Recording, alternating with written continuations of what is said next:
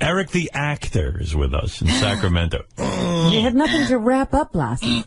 What did he do? Hey, you know, there was no AGT last night, so Eric couldn't do his AGT SFSC show last night. It's JFSC, and I only do it Wednesday nights. Oh. Why wouldn't you do your show right after America's Got Talent airs when people are anxious to talk about it? Because I want to wait till both episodes air. I see. That's important, evidently. So you're the last to rap. Everybody else is doing it on the night of the show. Hey, where is my, hey, Gary, where is the Eric the actor tapes of his last show, which was a hoot? There is, and he'll be very excited, there's an Eric the Actor AGT page.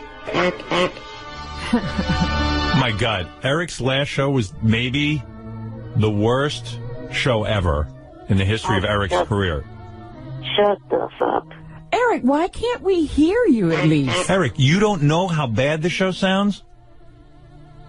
Do you even listen to your own show at all, played back? Do I sit and criticize your show? You can do that. People do that all day and night. But, Eric, you're the star of the show, and all I hear is that girl you work with. If we even hear her papers rattling is louder than you. You can't tell me that you're not upset about that. She had all the questions in a Ziploc bag, and that's the noise that you heard. Yeah, but Eric, the noise was louder than you. How can that be? And she doesn't listen to the show while she's doing it? Well, you mean she doesn't listen to our own show? Yeah. I mean, I can hear the sound mix on my show. Do you guys wear headphones? No. Oh. Her and I don't. No. But what? How do you hear each other? Because we're right near each other. Oh, you're in the same room. I see.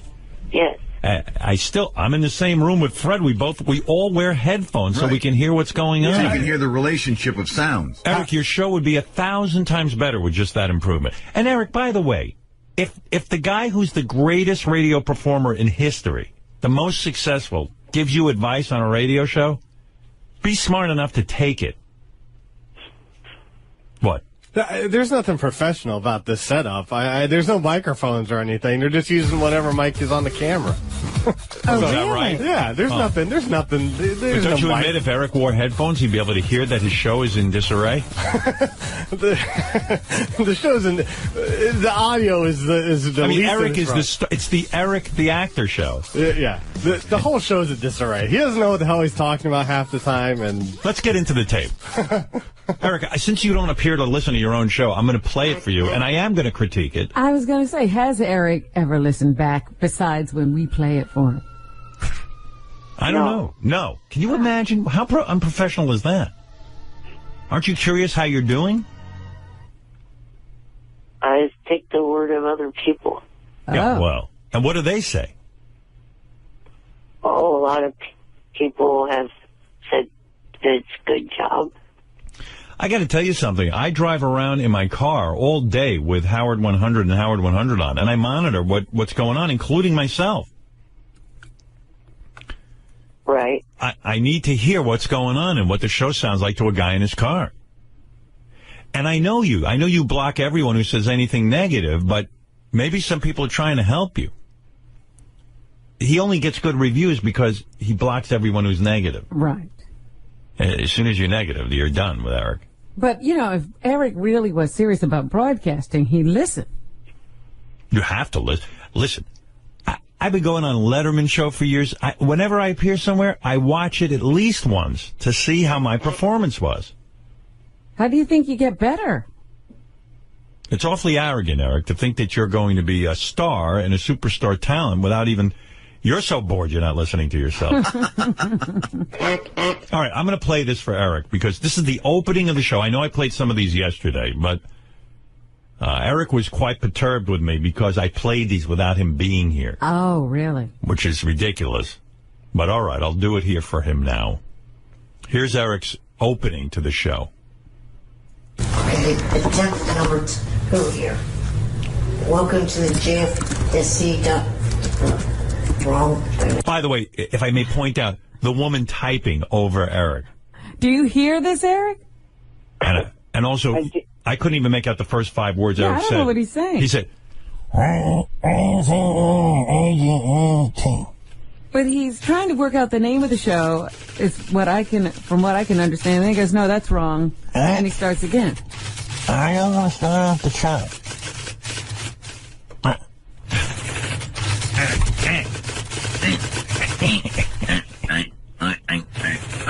Well, if you're doing the impression of Eric, just put your hands over your mouth, Fred.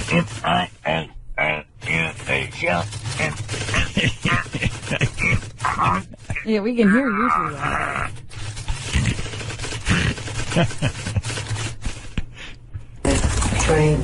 By the way, I'm not adding any sound effect to Eric's tape. I assure you, this typing is the real deal. The old show, the JFSCTV.com AGT wrap-up show. That is not me. Your host, Eric, the actor, which is me, and we're going to recap the America's Got Talent. It's been on since, what I think, May 14th. I want to address something that happened Monday. It's so hard to hear you. That's number one. Then the show continues on, and this woman that he works with, I guess it's the woman, is fumbling around with her papers, and I can't hear a word Eric's saying. Parminder Gill. Her I hear fine. Oh, yeah, she's loud and overmodulated. Yeah. Parminder Gill. Eric, is it possible you'll stop grunting if you sing a country song? I don't do that. That's the host. I talked to plenty of people on the phone off air on this current show, and not one of them. That's not me. It's a combination. And if it's comical. That way, it's a combination of it's early in the morning. I just woke up. Eric, if I did the show, and it Does Eric really want to be on the show? It almost like he is in another room. Yeah, out the door. What if the show sounded like this? Hey, Robin, how you doing today? And I gotta tell you, last night I was watching television. I had a great time. And, I'm sure we'd be very successful. Robin, and I gotta tell you, I love doing the show and I love meeting people. On top of that, I mean, you're hard to understand anyway because you do have that. No, I fucking. No, I fucking don't. No, you have a voice that is difficult to understand sometimes. I fucking. Eric, you're going to tell us you can hear you perfectly. Now, what do you hear? Fred, kiss my ass. Eric, what do you hear when you hear me play back these tapes? Do you think it sounds good? Let me hear. I'll play you another one. I'm not putting any sound effects on this. Here's Eric talking about, he's recapping his favorite foods. And again with this paper noise. At Damon Ike, aside from soda and candy. Notice there's no noise when she's talking. Yeah, she's bellowing loud and she's clear. bellowing. What are some of your favorite foods?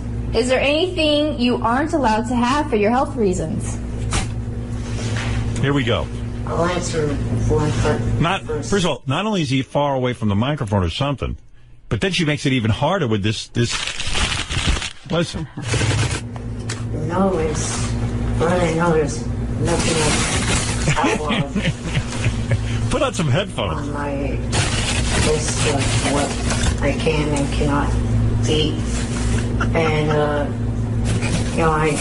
Eric, do you hear this? Am I making any of this up? No, you're not, but I don't have a thing to put a pair of headphones into. Well, this is ridiculous. Well, then you can't do a broadcast. And who is this girl? Is she trying to sabotage you? No. Who is she? She sits in the room with you? Yes. Is she hot? Yes. Oh. Well, maybe you don't care then. I guess Maybe he doesn't care to be heard. He's Right. got a pretty girl with him. Is she a professional broadcaster? I mean, who is she? Who is she?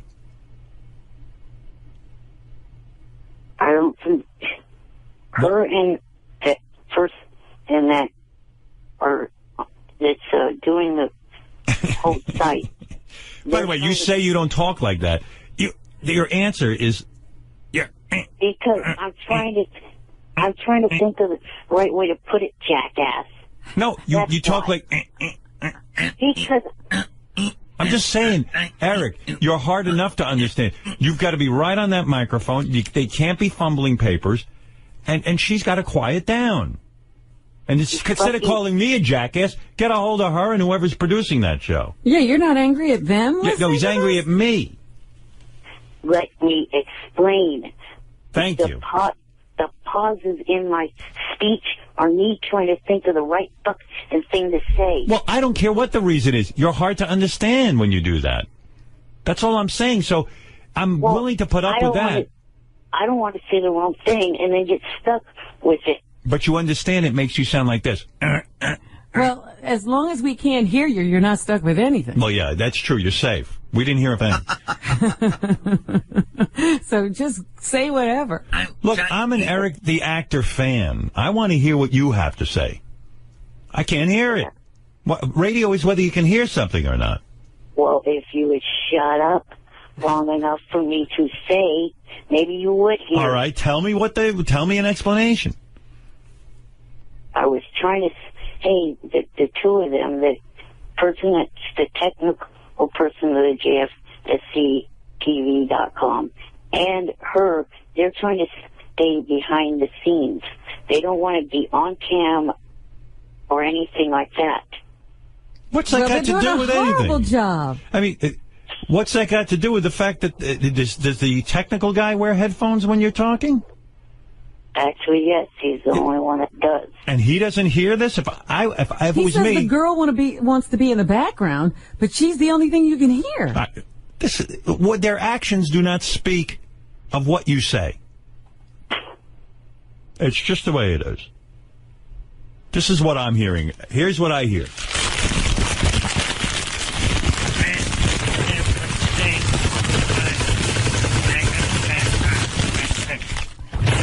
That's what do you hear, Fred?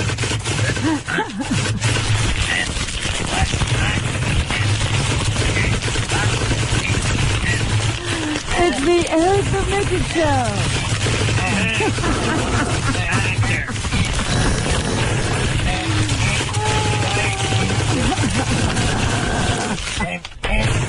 All right.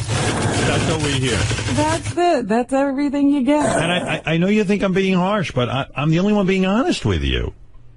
Why bother doing a show that we can't hear? Okay? Hello? I'm here. Look, if the name of the show was Eric's Paper Crumpling and Typing Sound Show, I would say you got a hit. Because that's what I heard. I heard papers crumpling, typing. And everybody but Eric. You hear somebody talking very well and loudly. Right. And then you hear some guy who sounds like he's outside the studio. And you know what I've learned in radio, Eric? People will not put up with... they'll try a show for 30 seconds. If it doesn't sound right, they're gone. Listen, I'm a hit on radio. I know radio. I don't know much, but I know radio. I can help you with that. Right. I'm not saying it to be mean. I'm trying to get you some listeners here. I'm the only one, I think, who even advertises this show. I mean, who else is talking about it? Nobody. You couldn't talk about it if you were going to talk about content because you couldn't hear what Eric said. I mean, who is the engineer, Robin? Lou Ferrigno? Eric, you're on the air. You sound great. So damn good.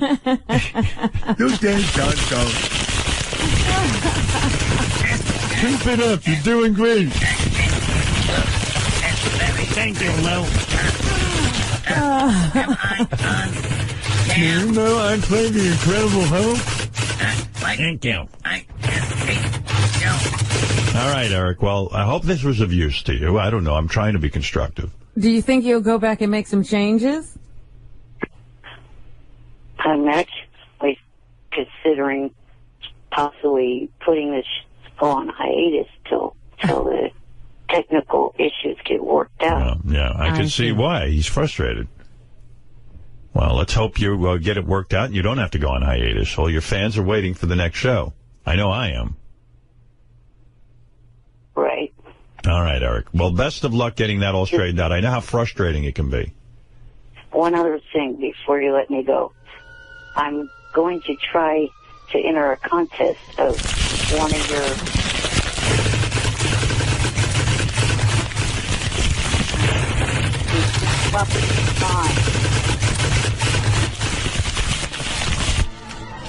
Well, thank you for that, Eric.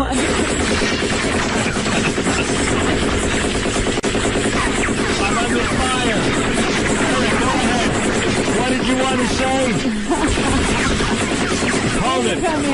Incoming, Robin. Incoming. Eric, what were you saying? Stop it, Jack.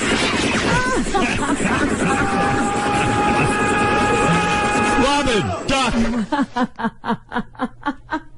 I mean, I hear a duck. Oh, it's Eric. Hey, I'm going to enter a It is an contest illusion. that started yesterday. What contest are you starting? No, I didn't start it.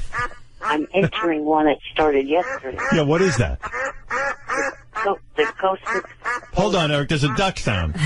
Stop it, duck. Wait, you duck.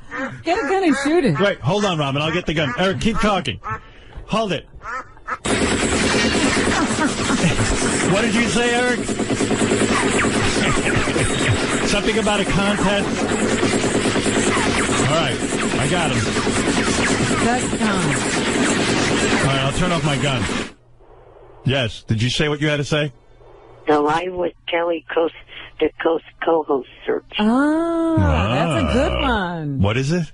The Live with Kelly co-host search. So Eric, the actor, could be a co-host I on would Live love with Kelly? that. I would do anything to see that. So how do we vote for you? Well, first step... By the way, their votes are because somebody we voted for to be her co-host, like they still didn't let him on.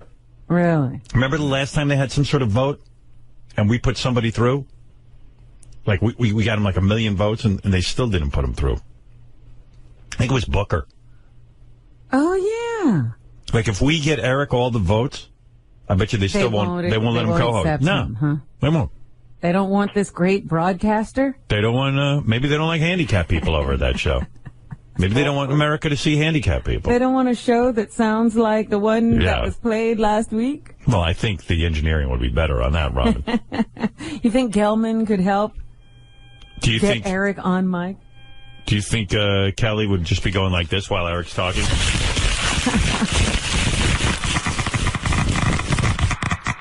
Eric, so what do we do to help you? And please don't mind my Geiger counter going off during the show. It's just a active test for radiation. Yeah, go ahead. I was trying to... The first step is I got to send in a video to the website of me trying to pitch being in the contest. What? Wait, there's a snake. What? Robin, there's a snake in this picture. Where are we? Well, my engineer won't get rid of it. Hold it, I'll kill it. There we go. Eric, please. All right, now don't let us interrupt you. Yes, you were saying? I was saying that I have to submit the video by the 29th month. Wait a minute, somebody's tearing bandages. Somebody must have been hurt. I accidentally shot myself when I was trying to kill the snake, Robin. But please, Eric, go ahead. I'll say it a third time. Please. I have to submit a video to their website by the 29th. All right, we'll do it, because we'll all vote for you. You know, once they see the video, Eric. Oh, I'm sure it's going to be a great video. Would you send me a copy of the video just so I can see how you're doing? Where are you taping this video? I think in the same JFSC studios. On my laptop, probably. Yeah. What, do you have an agenda for the video you're sending, Kelly? No, not really. That's good. You're just going to do what? What are you planning to say? I'm going to... Hey, hello, Kelly. Yeah, here's what's in the news. This is what, you should be like Regis. If you're going to get that job, you got to go, last night, I went out to the 7-Eleven.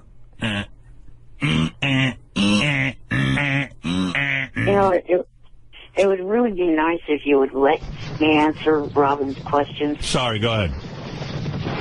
And don't mind the horses that are coming through the studio. That's right. The Belmont is running through the studio. Yeah, the Belmont Steaks. What I was going to do is...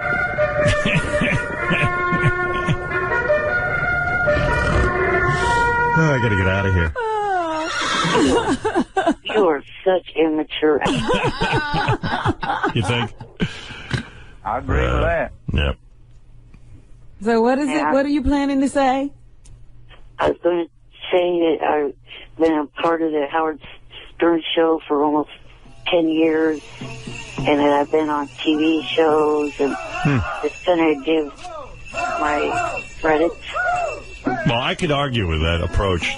That right? sounds horrible. It sounds boring. Yeah. You know, Eric, again, I'm going to give you some free advice. You'd be smart to take it.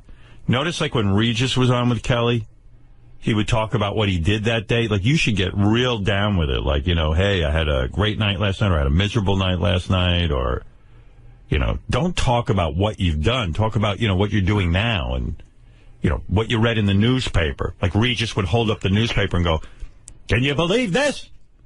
The Houston Rockets won, or something like that. All right. Yeah, you got to act like the hosts something. And then threaten at the end. Just go, I'm a handicapped little person, and if you don't pick me, you're racist.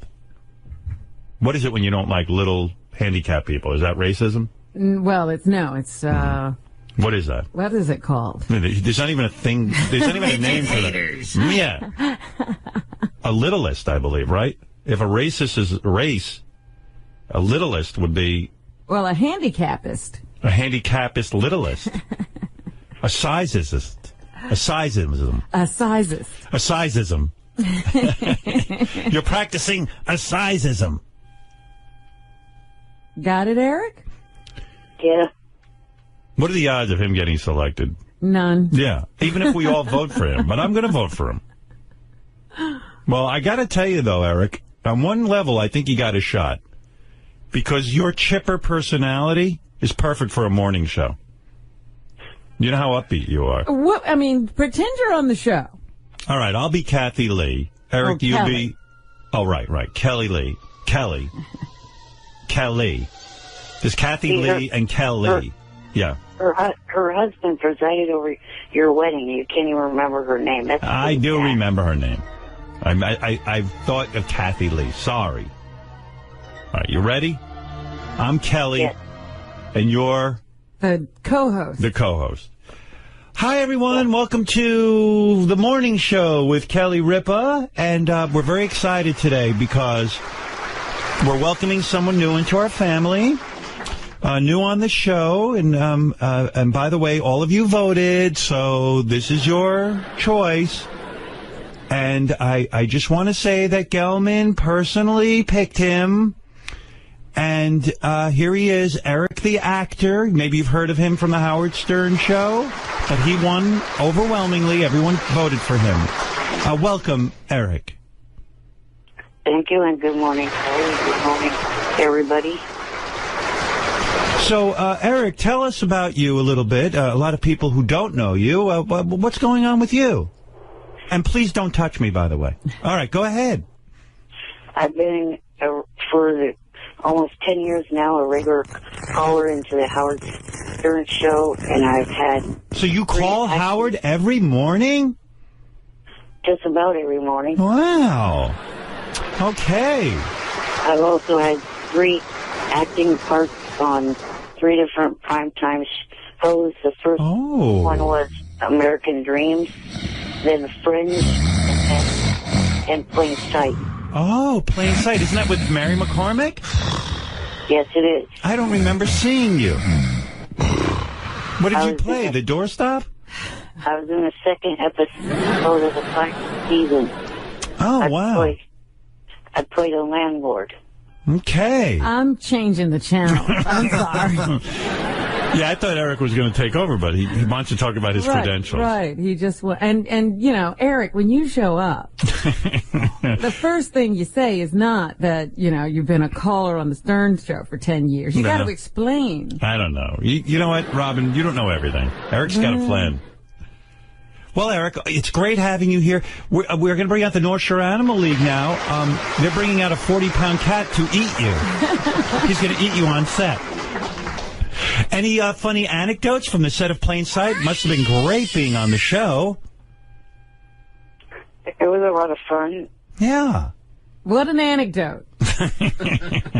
Did anything fun happen? You know what an anecdote is? Yes, I know what an anecdote is. Oh, he thought I said anecdote. If you get bit by a snake, you get the anecdote. Just tell you. No, Eric, hey, it's so great having you here. You know, I didn't realize what an actor you were. What happened on the set of In Plain Sight that you might tell us about? Well, just got to meet up the cast and the crew and do my part. Wow. Nothing funny happened? I could see why Gelman picked you out of all the people we could have chosen. Nothing happened while you were on the set? I don't mean to tease you, Eric, but what about the story of the werewolves? I heard you were afraid of werewolves when you were working. Oh, didn't encounter any. Eric. Hey, come on, Robin. Oh, my God. You don't think this is fascinating? This is awful. You don't think Kelly and Eric make a good team? Eric's not giving anything. Are you saying if anything ever happened to me, Robin, you wouldn't work with Eric? No. Oh. This would be a nightmare. Right. You know why she says that? You were waiting for something funny or some funny anecdote. And you should say, like, you know what, Kelly? Just before I went, one of my friends convinced me that werewolves actually existed, and I thought I might get eaten by one when I went to the set, so I made sure to put a rider in my contract that it had to be werewolf-free. Look, Elephant Boy's laughing at me. Robin, maybe you should co-host with Kelly. You were pretty good. All right, well, Eric, I wish you luck with all your new endeavors. Please let us know when we can start voting for you, all right? That'll be never. They'll just totally reject this tape. You better show us that tape before you send it. Yeah, send me the tape so I can critique it and maybe improve it a little, all right? Okay. All right. You know, I've taken a special interest in your career, as you know. I mean, I'm responsible for getting you on a lot of shows, and, I feel sort of a sense of responsibility that maybe I could help you with this, this co-hosting thing. In fact, maybe even get that girl that you work with to play Kelly and have some bouncing back and forth between the two of you. That would be my first advice. Rather than make the audition tape yourself. Try to get a partner with you. And then, just to clarify, you guys are on air next week, right? Yes. Okay. Why is that? Well, so if I send you the tape... Oh, right. Okay. All right, Eric, I've spent way too much time with you. Best of luck, and please have your engineer listen to the show a little closer. Thank you. Right. All right. Just trying to help. All right, Eric. Remember, poor JD is out there listening. Right. He's forced to. JD's probably the only one who's forced to listen to the entire hour. All right. And with any luck, Eric, if you listen to me, you'll be my heir apparent. You know what that means? Yes. What does that mean? It means the person that follows you. Uh-huh. You're designating him. I'm grooming you. Thank you. Okay. Bye for now. Bye for now. Right. Eric the actor, everyone. Eric, there he goes. Annoying motherfucker. Robin, by the way, you were very helpful with Eric and trying to mold him. I just see that audience going down to zero. Well, he starts, I got to meet the stars of the show. And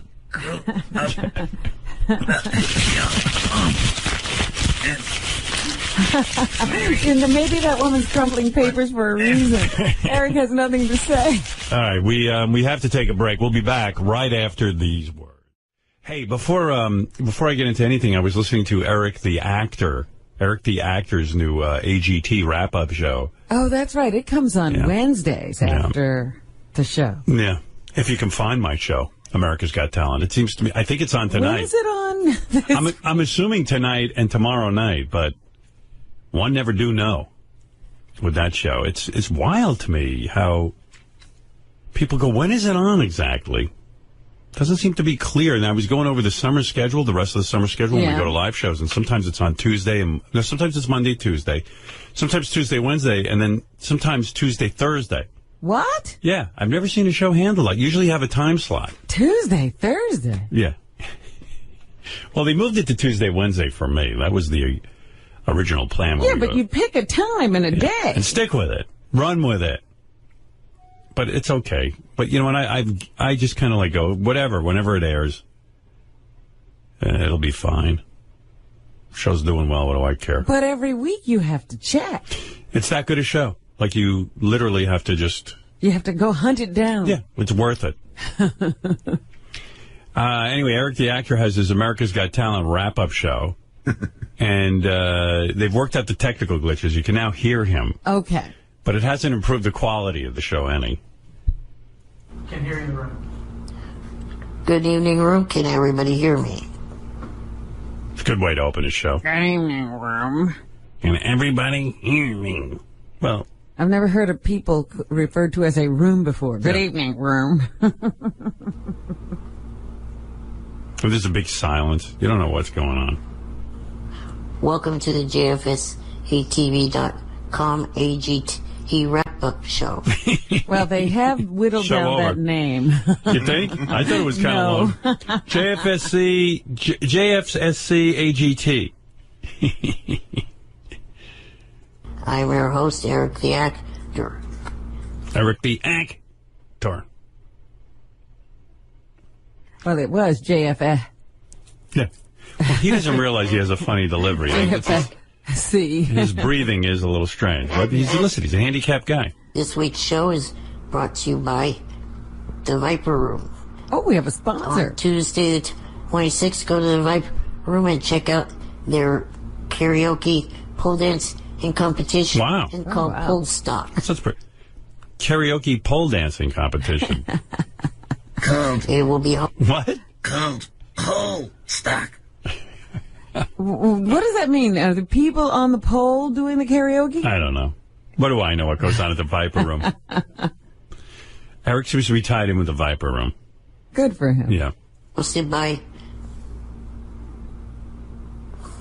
Big pause. Sam Tripoli and porn star Shayla Styles. Anyway, it's off to a rousing start, and you want to hear? What can you say? What can you say? And then people just call in and or write in, I guess, on his chat room, and they ask him ball-busting questions. Like, here's somebody throwing a math question at him, and Eric gets angry. At Brock Carter, 69, ETA, if there are 21 contestants on AGT and 13 suck, how many make it through Las Vegas? Oh, good grief. Gee, I wonder why they're asking this question. I'm not answering it. So he won't answer any math questions. Well, I just realized that Eric the actor is ETA, so now Right. he's ETA. This is ETA on the JFSCAGT wrap-up show. There's a lot going on there. So then finally he just starts yelling at everyone for asking math questions. Despite what some people think, I don't get paid to call into the show. I don't get paid for, having these... We don't pay him for all those great calls? Being bad at math. Yeah. Isles Porcus. Eric, if AGT is 1 hour long and a marathon shows 4 episodes, how many minutes of AGT were aired? Enough with the math questions, you dumb fits.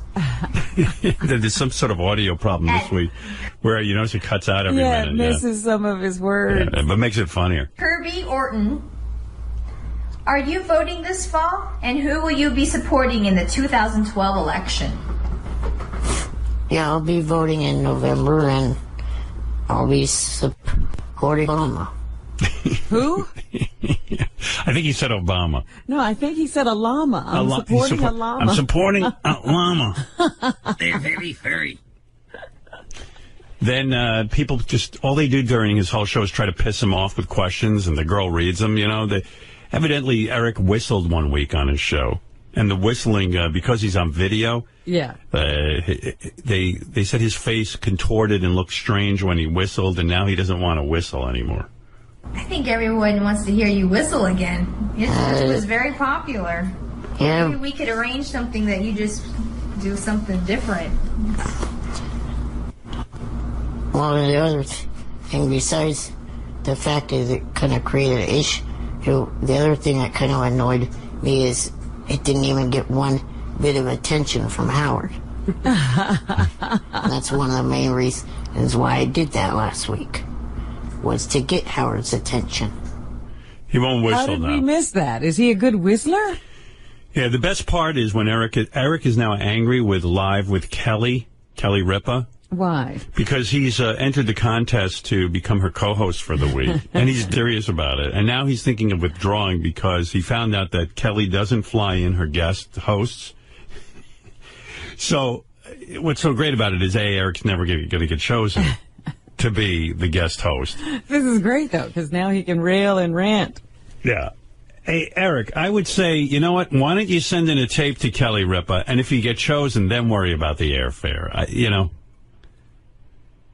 Well, I kind of think with the economic bad timing that we are having right now, that having a contest where you don't pay for the... Yeah, but I'm saying you're not going to win anyway. You're never going to be the co-host. It would be such a fluke. Yeah, if the fluke happens, we'll figure out how to pay for it. You don't know if they would choose me or not. That's what I'm saying. So let's see if you get chosen. I'm telling you, they'll never choose you. First of all, can you imagine, like, Eric will get chosen, which would be, like, the greatest thing ever? Then he'd be like, I can't get an oxygen tank that quickly, and I can't, you know, like, he would actually probably end up blowing it anyway, which would be so great. Here's Eric mad at Live with Kelly on his radio show. Eric, are you going to turn in a video to Kelly's show? Oh, the live... yeah, I've considered that. The only thing is, there was one major thing with it. The people that they pick what is that noise? To do travel cost, they have to buy their own round-trip tickets, which I find a little annoying, because a lot of these people that are probably going to be entering this contest are people that are out of work and don't have the money to buy round-trip tickets. So why make them have to pay for their way? Yeah, they can afford it. That show makes a ton of dough. If they're sitting at home watching Live and entering this contest, surely they can afford it. If they have that much free time. They all must be billionaires, because most people go out and work. Well, Eric, I would enter anyway and see what happens. I'll bet you don't get picked. Do you have to send in a picture? And if I do, what will you do? We'll fly you in. Yeah, I'll fly you in. I mean, you know, not on a private jet. Disclaimer, disclaimer, disclaimer, but I'll find some money to get you a flight. But you're not going to win. And not only aren't you going to win, you're going to make it a pain in the ass anyway. Then you're going to go, well, you're flying me in, but who's going to put me up? And who's, you know? What day? What day? And I have to order an oxygen tent. I have to have 2 tickets. Not a tent, you moron. How do I know? He wants the tent to play. Yeah. We need a tent for the lightning. All I need is an oxygen generator, not an oxygen tank. That's like my problem. Oxygen generator. What are you breathing right now? Oxygen, right? Yes. Yeah. What are you worried about? And you know what? You got so much free time. Drive to New York. Imagine if he did get picked. Wouldn't that be fun? Imagine a road trip. Imagine he got picked by Kelly Ripa to be her co-host. And then he couldn't get here. Yeah, and then he'd just be like, well, I can't get there. It's like, what else do you have to do but get there? Walk. Have that guy wheel you. It's just crazy, his thought process. What is this? Eric the actor explains Madonna and Lady Gaga. Oh, yes, they're feuding. He knows what's at the bottom of this? Yeah, let's hear that. What? I just wanted because it's only a minute and then a minute and 11 seconds, but it feels like an hour listening to it. Yeah, can you imagine? Like, just hearing his Kelly Ripa thing, it's only like 15 seconds and it felt like an hour. Yes. All right, let's see if we can sit through this. This is Eric explaining the Madonna-Lady Gaga feud. Did you see Lady Gaga got hit in New Zealand by one of her dancers? Oh, yeah. Yeah, I saw that. And I also seen that she's... Where does he see that, by the way? On the internet. The internet. Are you on the internet all day surfing? No, I watch 2 shows that are big fans of yours. Extra and Access Hollywood. Okay. And a little bit of a war of words with Madonna. Oh, what are they saying, Eric? Well, it's because of the fact that Madonna used, because, was it this song? Oh, boy. One of Madonna's songs, people thought the song, oh, my God. Born This Way sounded a little bit like it. So what Madonna did... Express yourself. Yeah, express yourself. What Madonna did was she turned the tables... You can't express yourself? No. That's how me. During one of her concerts and started performing Express Yourself and added Born This Way in with it. So now Lady Gaga took offense to that, and there's a whole war of words between the two of them. I didn't hear Beautiful show, Eric. I mean, wow. You look wiped out, Howard. Oh, Robin, I'm in the back of my chair snoozing. I'm wiped out. Oh, my goodness. The Cliff and White is, I edited together a whole bunch of times, well, not a whole bunch, but a few times where Eric was annoyed with the question. What does he do? He goes berserk? He doesn't go berserk, but he's like, fuck you. At Elwood Lugnut, Eric, have you ever considered doing your old circus act on AGT?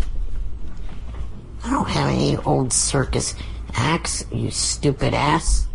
At Real Disaster Us, Eric, people accuse you of grunting when you're clearing your throat. Can you demonstrate the difference and put this issue to bed? I don't want to demonstrate the difference. At Elwood Lugnut. That seems like a pretty fun thing to hear Eric do. What is it? You're claiming you're clearing your throat, and they're saying not grunting. They say you grunt. Yes. Yeah. Oh, JD, come on. Oh, Christ. It's great, right? Not really, but... where else but this show would, like, Eric the actor be a There's be a no big other deal? show. All right. Definitely not Live with Kelly. Why, you don't think he'll get selected? He's the last person they would want to see on morning television. Yeah, why don't your geeky ass friends in a video? Yeah. Because I'm smart enough to know they wouldn't pick me, dummy. At what point in this show does Eric talk about AGT? I mean, does he ever get to it? He does. The wrap-up. Because, it's the most boring part. It just says he likes this, he liked the squirrel, and that's about it. You like the squirrel? The squirrel just went round and round and round. It's not who's going to pay $1 million to see that? By the way, too, a lot of what they cut out, too, that squirrel was fucking snotting and salivating. It was like animal torture to me. I couldn't take it. I was like, I didn't think it was a great act, but it was funny to watch. Yeah, it was good. It was good. It was a one-shot deal. It was fun, but I wasn't putting it through. And I told the news, the same thing with his Idol show back then. It's more a Q&A with Eric with a little bit of recap of AGT and American Idol. Yeah, But Eric doesn't direct the conversation. Well, he comes on and goes, And then he takes questions. He sounds exhausted. ETA. Do you stick your head out the window when you ride a car? Oh. Fuck no. Fucking moron. At Miles Porkus, what is your favorite game at Chuck E. Cheese? How many fucking times do I have to tell you I don't go to Chuck E. Cheese? Yeah, come on. You fucking idiots. I think they know that. I think they're just trying to get under your skin. You've never been to a Chuck E. Cheese? I could see you going there. Not since the 90s. What was your favorite game? What was your favorite game? I get back then skee ball. All right. Well, that's an answer. Skee ball. There was See, Eric, that's how you answer a question. He played skee ball. No, I was the skee ball. in the 90s when my brother was a kid. All right, okay. I had enough of Eric's show. All right, Eric, very good. I love Eric's show. Right. Yeah. We're talking about... You love it. That's your show. Yeah, I love the playback. We wrap up Eric's show. Yeah, we do a wrap-up of the Eric show. Well, I really would like to know what he thought of AGT. He liked a squirrel. That's it? Yeah, but you know it's not $1 million act, right, Eric? Right. And given the fact that he only aired one show last week, there wasn't all that much to talk about. I know. I was disappointed. I love the show. I mean, if I wasn't even on the show, I'd want to see it. But does Eric really take notes and have things to say about AGT? No, I don't take notes because I kind of think that would distract me from enjoying what I'm watching. So, in other words, you have no idea what to say about the show after it's over? Well, I try to remember as much as I can. All right. Okay, thank you, Eric. And listen, we look forward to your show Wednesday on the JFSC, whatever I'm that is. looking for a better wrap-up this week. I want to hear some AGT information. Well, he's got 2 shows to view on Monday and Tuesday. So. And he'll have forgotten both by Wednesday. No, he says he has a good retention. All right, Eric, thank you very much. Howard. Yes. One question, if you could ask Mark Wahlberg if they're ever going to do a Entourage movie. Okay, I'll ask him. Gary, write down a note that Eric wants to know from Mark Wahlberg if there'll be an Entourage movie. Okay. All right. All right, Eric, it'll be done. Is he making his video? Are you gonna make a video for the Kelly Ripa show? I'll try to make it by tomorrow so that way it could be you guys on Wednesday because you said you wanted to review it first. Yes. Yes. All right. Thank you. Yeah. What would you say if you were? What would you say the odds are that he gets on the show? 0. Like 1,000,000 to 1, 10,000,000 to 1. There's no odds. It's 0. 0 to 0. 0 chance. I don't even need a chance to look at it. 0 point. Even with the fact that she's a fan of yours, you don't think she'd? No. There's no way in hell she's putting you on that show. A, you have trouble speaking. I know you don't think so, but you do. Your thoughts are slow, and your speech is slow. Secondly, when do you ever see handicapped people on TV? Barely ever. Everyone's looking for perfect. Look at her. I mean, everyone's looking for perfect people. Well, I think you'd be the perfect contrast. Yeah, but she'll look unbelievably beautiful. I mean, she looks beautiful already, but she'll look even more beautiful. Oh, can I just say one thing to Eric, too? Eric, the handful of times that you do see handicapped people on television, they overcompensate for the handicap with this amazing personality. Right. They have like an upbeat personality. Like they're awesome. Like insane. You sit there and you go, oh, my God. And I'm so inspired. Your point is? I mean, the closest thing I can think of to a host who was handicapped was Bill Cullen, who was on The Price is Right years ago. And he never moved, so you couldn't see it. Yeah, you couldn't tell. But she's got a talk show where there's no way, and you're not real good at talking. I mean, the only, maybe you could get an after-school special, but I don't know about this. I think you're out of your league on this. The one. only time Eric's a good talker is when he's angry. Right. And you can't do a morning show like that. And Kelly's not going to do angry talk with him. She's going to be like, listen, you little fidget, and then get him all worked up. Eric, what's your favorite game at Chuck E. Cheese? I don't think she's going to ask him about his favorite game at Chuck E. Cheese. She's not going to want to offend him. Right. But whenever I see handicapped people on TV, they're very, very upbeat. Like, we had guys in here with no legs and no hands. And yeah, remember that tennis player that we had in? He was amazing. He had no feet or something. And, he's just like, I don't care. I can overcome anything. Eric gets on. People hate the handicap. I've never seen so many people write me hating the handicap after Eric's on the radio. Eric, oh, dear. And I'm like, poor Eric's handicapped. They go, don't feel bad for him. I mean, people hate Eric. So I don't see how in hell there's a 0 chance that you would get on the Kelly Ripa show. 0. But I can't wait for the tape. And I think you should make the tape with like a co-host, like try to make it as much like the Kelly Ripa show as possible. Right. I talked to one of your, I guess, say frequent guests a lot on the phone. And I don't have any problem talking to her at a normal rate of speed and other stuff. Every time I've talked to her on the phone, I've never talked to her slowly or anything like that. All right, well, prove me wrong. I'm telling you, you have 0 chance. He has no clue. I think if you think that's your best shot at doing it, get her to do the tape with you. Right. Do it with your friend. All right, well, send me the tape. I'll critique it. Yeah, how's that possible? Tabitha lives in Vegas. Oh. Oh, well, that's too bad. Yeah. All right. Well, I got to go anyway, okay? I wonder why he wanted you to see his whistling. Because he's got to be funny, and I talk about it on the air and stuff. Hey, Robin, what is it about his whistling? Because he makes weird faces when he whistles, and people were making fun of Eric, and Eric doesn't want to be made fun of. All right, enough of the Eric world. Eric, I got to go. Keep me posted on the Kelly Ripa thing, and let me know about the new AGT wrap-up show. Thank you. Okay. All right, later. All right. I mean, how many minutes can I spend with him? I would like to hear him whistle now. I'm very intrigued. Yeah, but you got to see him whistle. That's the whole appeal. That's why he doesn't want to do it anymore. After he whistled, everybody was tweeting pictures of him whistling. Oh, my goodness. And, it wasn't his best look. What good is being famous if you can't whip that out?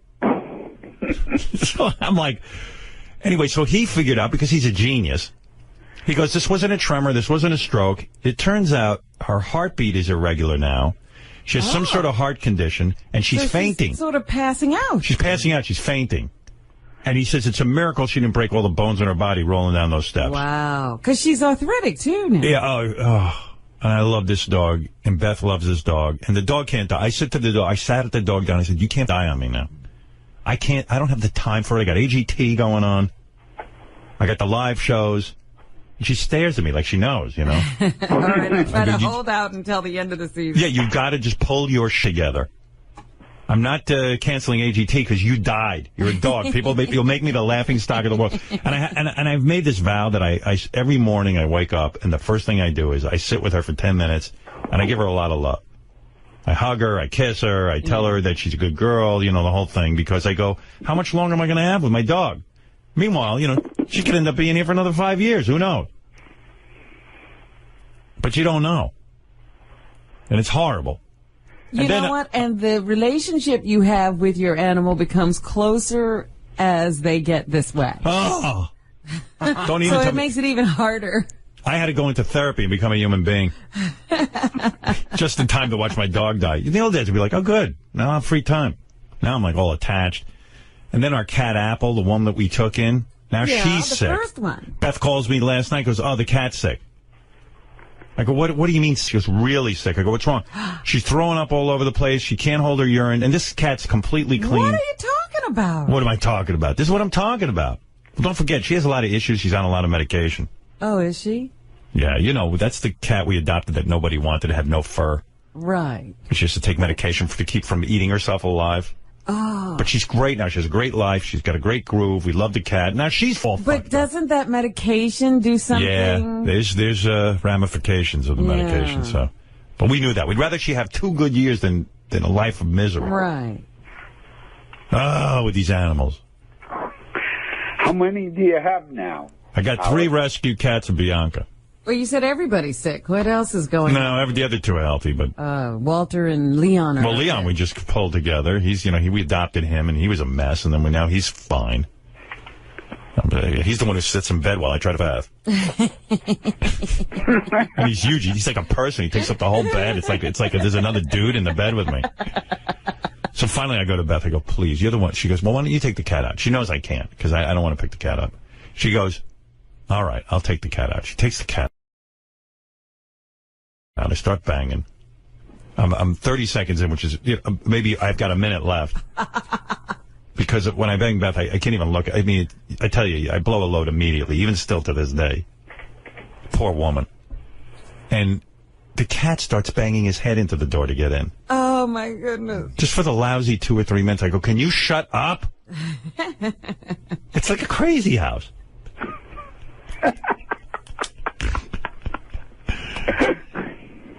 You crack me up, Howard. Well, good. That's what we're Glad my misery cracks you up. That's what we're here for. All right. Hey, Eric, are you still there? Yeah. Eric just listens. I got to go, guys, because Octomom's here. She wants to go on the Sibian, which is going to be very freaky. She's not going to feel anything. Do you really think she has? She's had so many kids through that vagina. I don't see how she's going to feel. She can't even feel anything down there. That's right. Hey, Howard.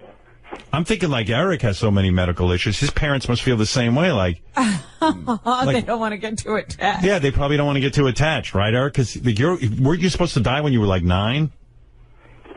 No, I was supposed to make it into my teens. So his parents probably are like, I don't want to get too attached to this one. He's going anyway. Meanwhile, Eric hangs on. Good for you, Eric. Shut up. No, I'm saying. Who wants to get that attached? I'm attached to you at this point. Yeah, see, now we're all bound up in this. Now, I was calling to help you with a couple of things about your AGT. What? Eric's a bit of an AGT expert, so he can... He has some, tips for you? Tips.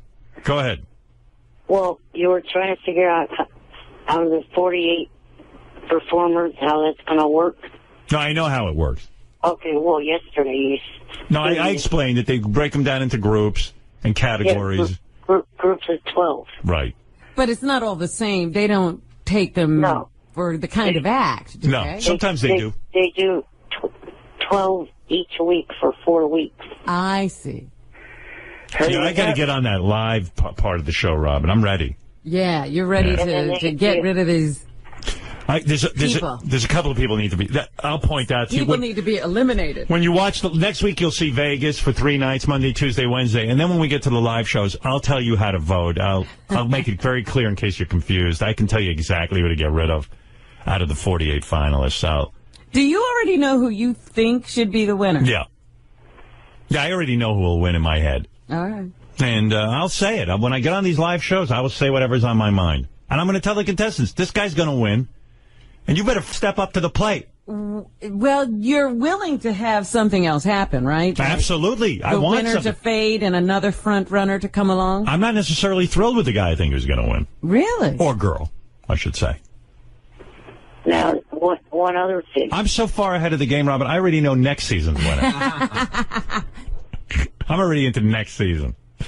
One other thing about the show before you let me go is the fact that on the 27th of July, with the Olympics coming up, be ready for NBC to really be shifting the show around. No, we're not on for 2 weeks during the Olympics. Oh, you're not? Okay, that's what they're going to do. Yeah.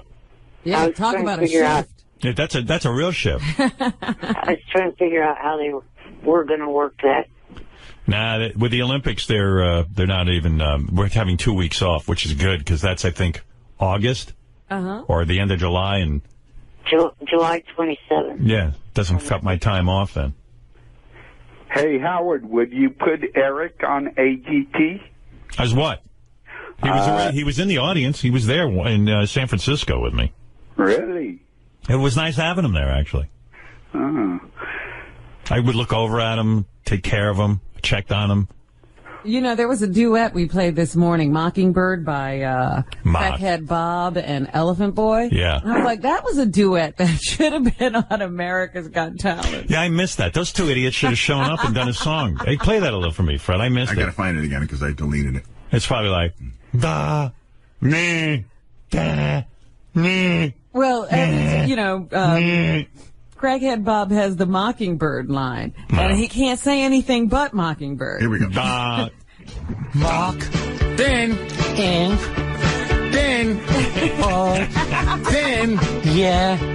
Then. Mockingbird is. Everybody have you heard. Mockingbird, Mockingbird, Mockingbird. And if the Mockingbird does sing, Mockingbird, Mockingbird is. I would have put them right through. And if the diamond ring will shine. That's good. Hey, you know, some of the people who watch America's Got Talent are so dumb. Like, I went on some of their message boards and stuff, and you know, there are people who, you know, really love me, and then there are those that don't, and then like it's like some guy wrote, "Oh, Howard Stern's an idiot. He buzzed that little tap dancing girl, and then he put through that girl in the pink dress." Oh. And I'm like, I buzzed that girl. I put through the girl in the pink dress because I was making a joke. Yes. I knew that Howie and Sharon weren't putting her through. Some people are that dumb.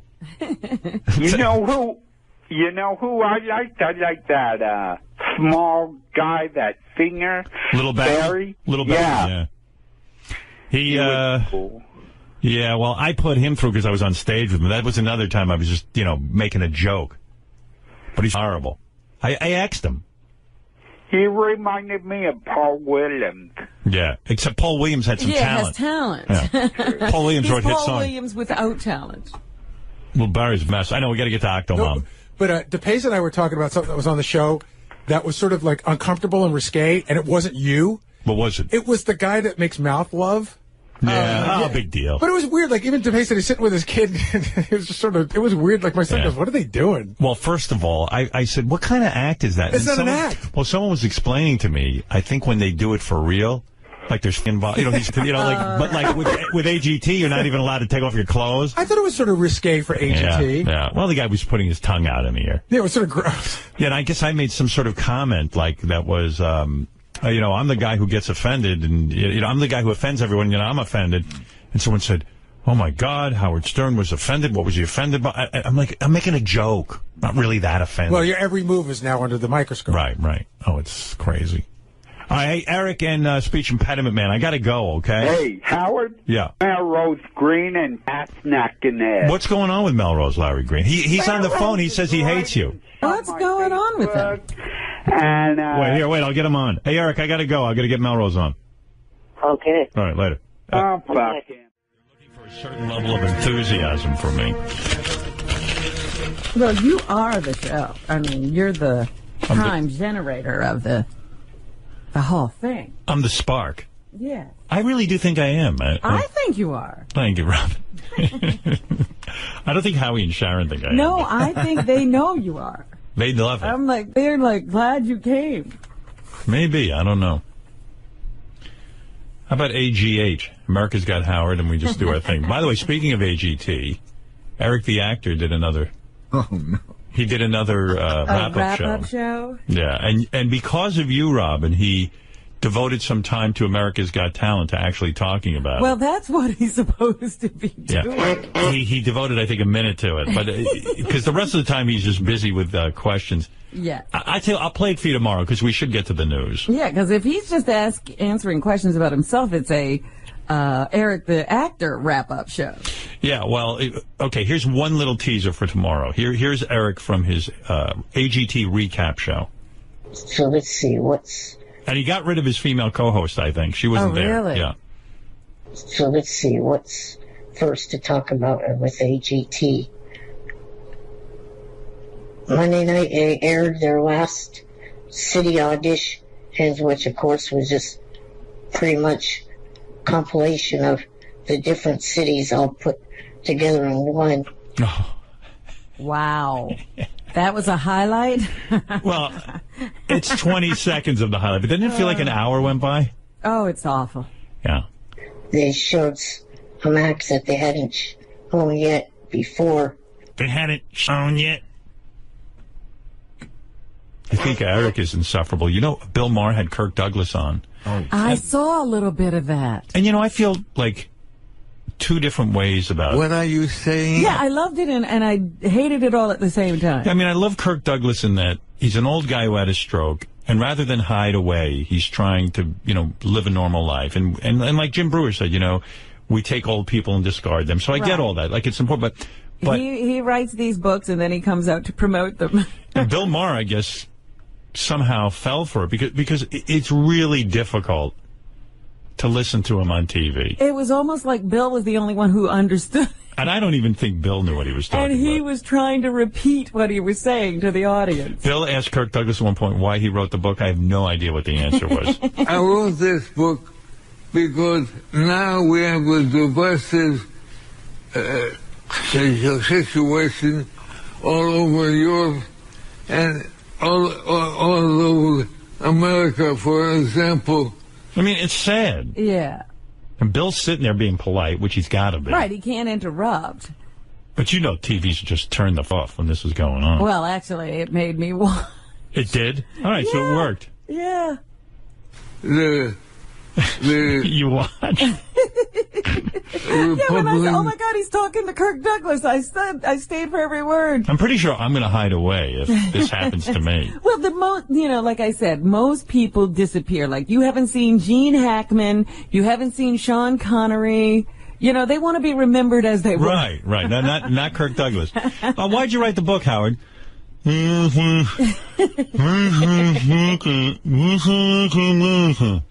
What?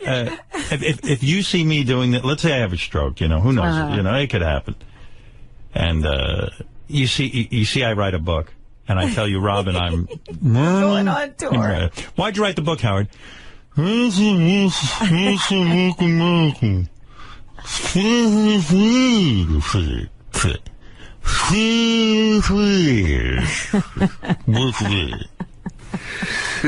Republicans.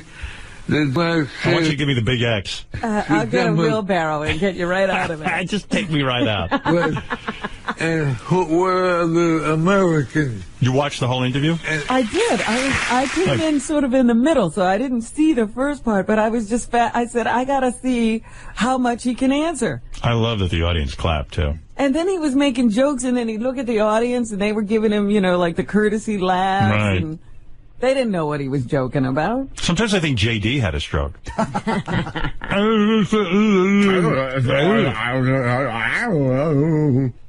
Because when I look backwards... Bill Maher asked Kirk Douglas about the blacklist. Remember, he was blacklisted. Right, yeah. Actors were being blacklisted and writers were being blacklisted. During the communist witch hunt. Right. The McCarthy era. Because when I look backwards, I saw when I did Spartacus, and you couldn't use a name that was not accepted by the... It was... Whoa. Who's worse, Eric the actor or Kirk Douglas? I don't know. I'm thinking about that. That's a tough... They had some good ones, including Florence Griffin Joyner's daughter. She did a really good job. Oh, boy. It's a battle of the bands. Yeah. Dalton Trumbo couldn't work before you. No. And House Thomas was the chairman of the committee, and he sent in all the blacklisted voices. I miss Dick Clark. Well, this is what I'm thinking, that Kirk is back because Dick Clark had stolen his thunder for a while. Yeah, that's true. You couldn't tell people in the 40s and 50s when you were a movie star that you were a Jew. It was like being gay then.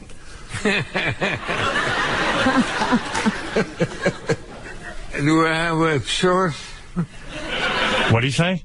He actually said, I got this time. When I first heard it, I didn't know what he said. He said, do I have a choice? A source? Being gay or being Oh, a Jewish? choice. Yeah, Bill doesn't even know what the Yeah, fuck he's Bill is interpreting. saying. Ay, ay, ay.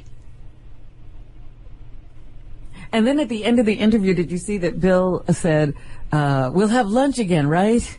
So he goes out and enjoys this kind of conversation when he doesn't have to work. What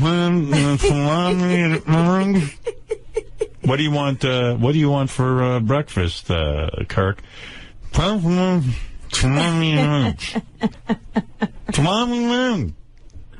Salami? Touch my dick. Touch me. Touch my dick. Holy mackerel. But on the one hand, I do feel good that he's out there. You know, he's like, hey, if I have a stroke. Well, the thing is, I mean, it's one thing, you know, to be, you know, still involved with your family, your friends, whoever. It's another thing to go on broadcast television. And we're back with the Jack and Rod radio show. And let's hear it for Jeff and Shirley Lawrence. They wrote a book called Hollywood Be Thy Name. Is that correct? That's it. Okay, the premise of the book is to let people know what actually goes on in Hollywood.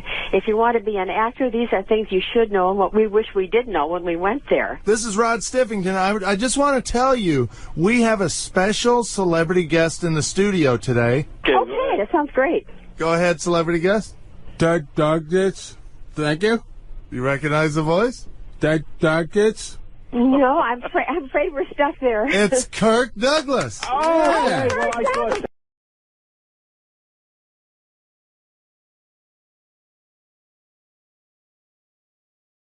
Let me look at Paul McCartney. There look at he this. is. Look at you. Hello. You got a guitar.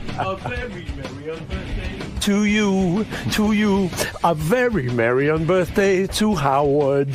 bringing you a That's for you, man. That's a gift. Oh, The birthday gift. Where am I going? Get the hell Where out am I of going here. to sit? To the couch. On the couch? To Howard, happy birthday, Paul McCartney. Is this one of your basses? No. Oh. What is It's yours. No, really. Where'd you get this bass? It's me and the crew here. Concocted. It's for your fourth column. But what is this bass? Tell me so I understand what I have here in my hands. It is a Hofner bass, similar to the one that I play. Right. And I am going to cherish that. I hope so. I recognize it. You know, I mean, I really have this unbelievable feeling about you, and I'm honored you would be here today. Yeah. And I'm so happy you're here. I even went home last night, listened to your new record. Yeah. Fantastic. I was playing some tracks from it this morning. I think you hit a home run with this. You're Who's onto this guy? something with this music. You should keep with You it. think so? Stick with it. The guy Youth, right? That's the guy you work with. Yeah. And the project is called what? Fire? Yeah, what we do, it started a long time ago, and we decided to kind of go under a pseudonym, me and him. He's a DJ kind of clubby kind of guy. Right. Who once did a mix for me. So we decided we'd go in the studio and just have fun. Right. And not work. Right. So we concocted this idea of the fireman. So we went in and we kind of made sort of like clubby ding-a-dong-a-ding-a-dong-a-ding-a-dong music. Right. We just made a couple of albums like that. No vocal tracks. No vocal tracks. Right. But so this time we went in, we said, let's do it again. This time we went in, he started saying to me, well, what about a vocal, man? Right. I said, I haven't got a song. He said, yeah, well. But do you sit there and write a lyric? No, so I just stood up at the mic, and we had the track going, you know, kind of, we got a groove going. And I just stood up at the mic and went, well, yeah, okay, now, ballet, and just started throwing things at it, you know. And then I'd hear a bit of a lyric, or we'd look in a poetry book or something, and we'd see silent lovers, oh yeah, angels smiling. So we just started to concoct it and put it together and paste it. That's how you do it? You don't sit down and write something down in a book? No, so that's the fireman. That's the whole thing about the fireman. He can do anything. I think it's real good stuff. Thank you. I like it a lot. I played a couple of tracks this morning for everyone, and I'll play some more. But it's exciting for me to see you making new music and to put your voice down on there. It's good. You're doing a good thing. Have you ever gotten into a slump with music? Have you ever said, you know, I need to be away from it for a while, or has it always been there for you? I'm very lucky. That doesn't really happen. You kind of think it will. Mm-hmm. Why are so many of the songs deal with the light? In other words, I see references to light shining through, and my theory was, I was being a psychologist, you went through a dark period, shitty marriage, which, by the way, who told you to get the prenup? Do you remember? Stop it, Howard. When you were on my show. Let's not say I told you so. I'm gonna do a little I told you so. You said to me, I know I'm in love. And you told me a whole story how an owl told you yes, and this is the right move. Do you remember the owl story? No. You forgot I deny everything. And I said to you, never mind an owl. I want you to get a prenup. And you said, some people believe in love and some people believe in romance. Oh, you don't care about that. No prenup.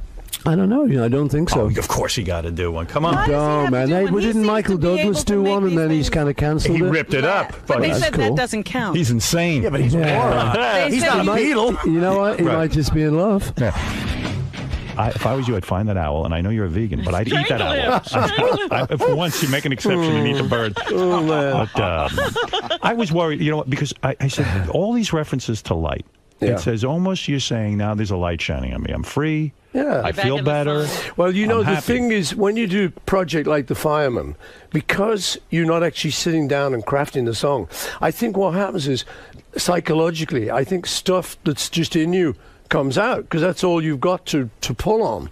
So Yes. I think love and light and, you know... And it's a darker, edgier album than I think you've ever put out. And I think it's because you went through a dark place. And sometimes creatively, that's maybe what you need. You know, that could be true. Maybe I don't life was know. too I'm not a perfect. psychologist. The eventual birth of something good. And by the way, I feel now that there is almost like a TV show going on in front of our eyes, The Bachelor, starring Paul McCartney. Everyone's trying to date you now. No, I don't know about that. Well, hold it a second. Are you? Well, Robin is, and I'll get to that in a minute. He's after me. Yeah. There's a couple of girls here that actually want to throw themselves at you. But here's the thing. There was a period of time after the divorce, I saw you dating Renee Zellweger, a couple of dates with her, who I think is attractive. I like her. Maybe Sweet girl. she's good to me. Mrs. Paul McCartney, Mrs. Renee Zellweger, well, I like that. Zellweger McCartney? I thought Zellweger McCartney might work out. I saw Christy Brinkley when I saw you over the summer. Yeah. She was throwing herself at you. Howard, Paul. you know what, Howard? You read too many newspapers. Hold it. This is it. See, I'll tell you, you want to know the truth about that? Yeah. I was at, they had a series of concerts out in East Hampton. I was there. You were there. I saw you. And at one of these, my nephew, who I went with, Lee, he just sort of said, "Oh, Chrissy's over there. Do you want to say hi?" Yes. So I go, "Yeah, sure." You know, so I've known her over the years, Sure. Billy's wife, when she was Billy's wife. So I just went over and said, "Hey, how are you doing, Chrissy?" And I did the mwah, mwah. And they photographed. And they photographed it. So then the next thing, you know, Paul makes up to Chrissy. Wow, it's the big new thing. It was all over the English newspapers. And then same thing happened with Renee, really. She was a friend of a friend, and I went to a lunch where she was. And so then, you know... hold it. The But thing aren't with you trying Renee... to meet these people? You go to a Yeah. lunch with her? You're more social than you've ever been now. I'm a You're out there. social, You I'm gotta a social person, Howard. No, you have to put yourself out there because you're dating. And you are a man who needs love. This is why I feel You very don't like connected to be you. alone. I feel you're very evolved this way. Does anyone like to be alone? No. I think, feel you know, guys like romance. You love. never made Well, it- I do, anyway. You never made out with Renee Zellweger? I did not. And now, Howard, you're going there again. I remember last time Why I came on wouldn't you, the though? show. She's fine. She's a very nice person. But not your type. No, I mean, we The date didn't work out. It wasn't like that. But it is like that. No, it isn't. The romance. If you didn't Howard, like her, you would have I gone was out with there. her again. I was there. I Are was you the attracted guy. to her? Are you attracted to her? I think she's a very nice person. But you would not go out I with her? think you're a very nice person. Would you go out with me? No. I would. Was there a thing with Rosanna Arquette? Yeah. Now, Rosanna Arquette, that was the other one. There were some ladies during that summer Right. that I did date, and I would love it to was have all sex very- with her. Rosanna Arquette. But would Howard, be I terrific. think you would love to have sex with anyone.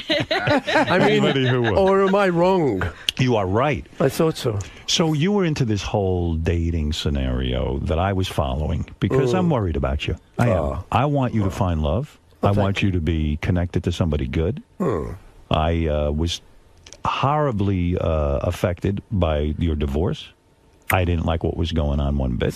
And I was I don't very know if vocal you heard about it. us during that time, but No, I didn't. I was in England. Probably a good thing, was it? But you know what I respect about you? You took the high road.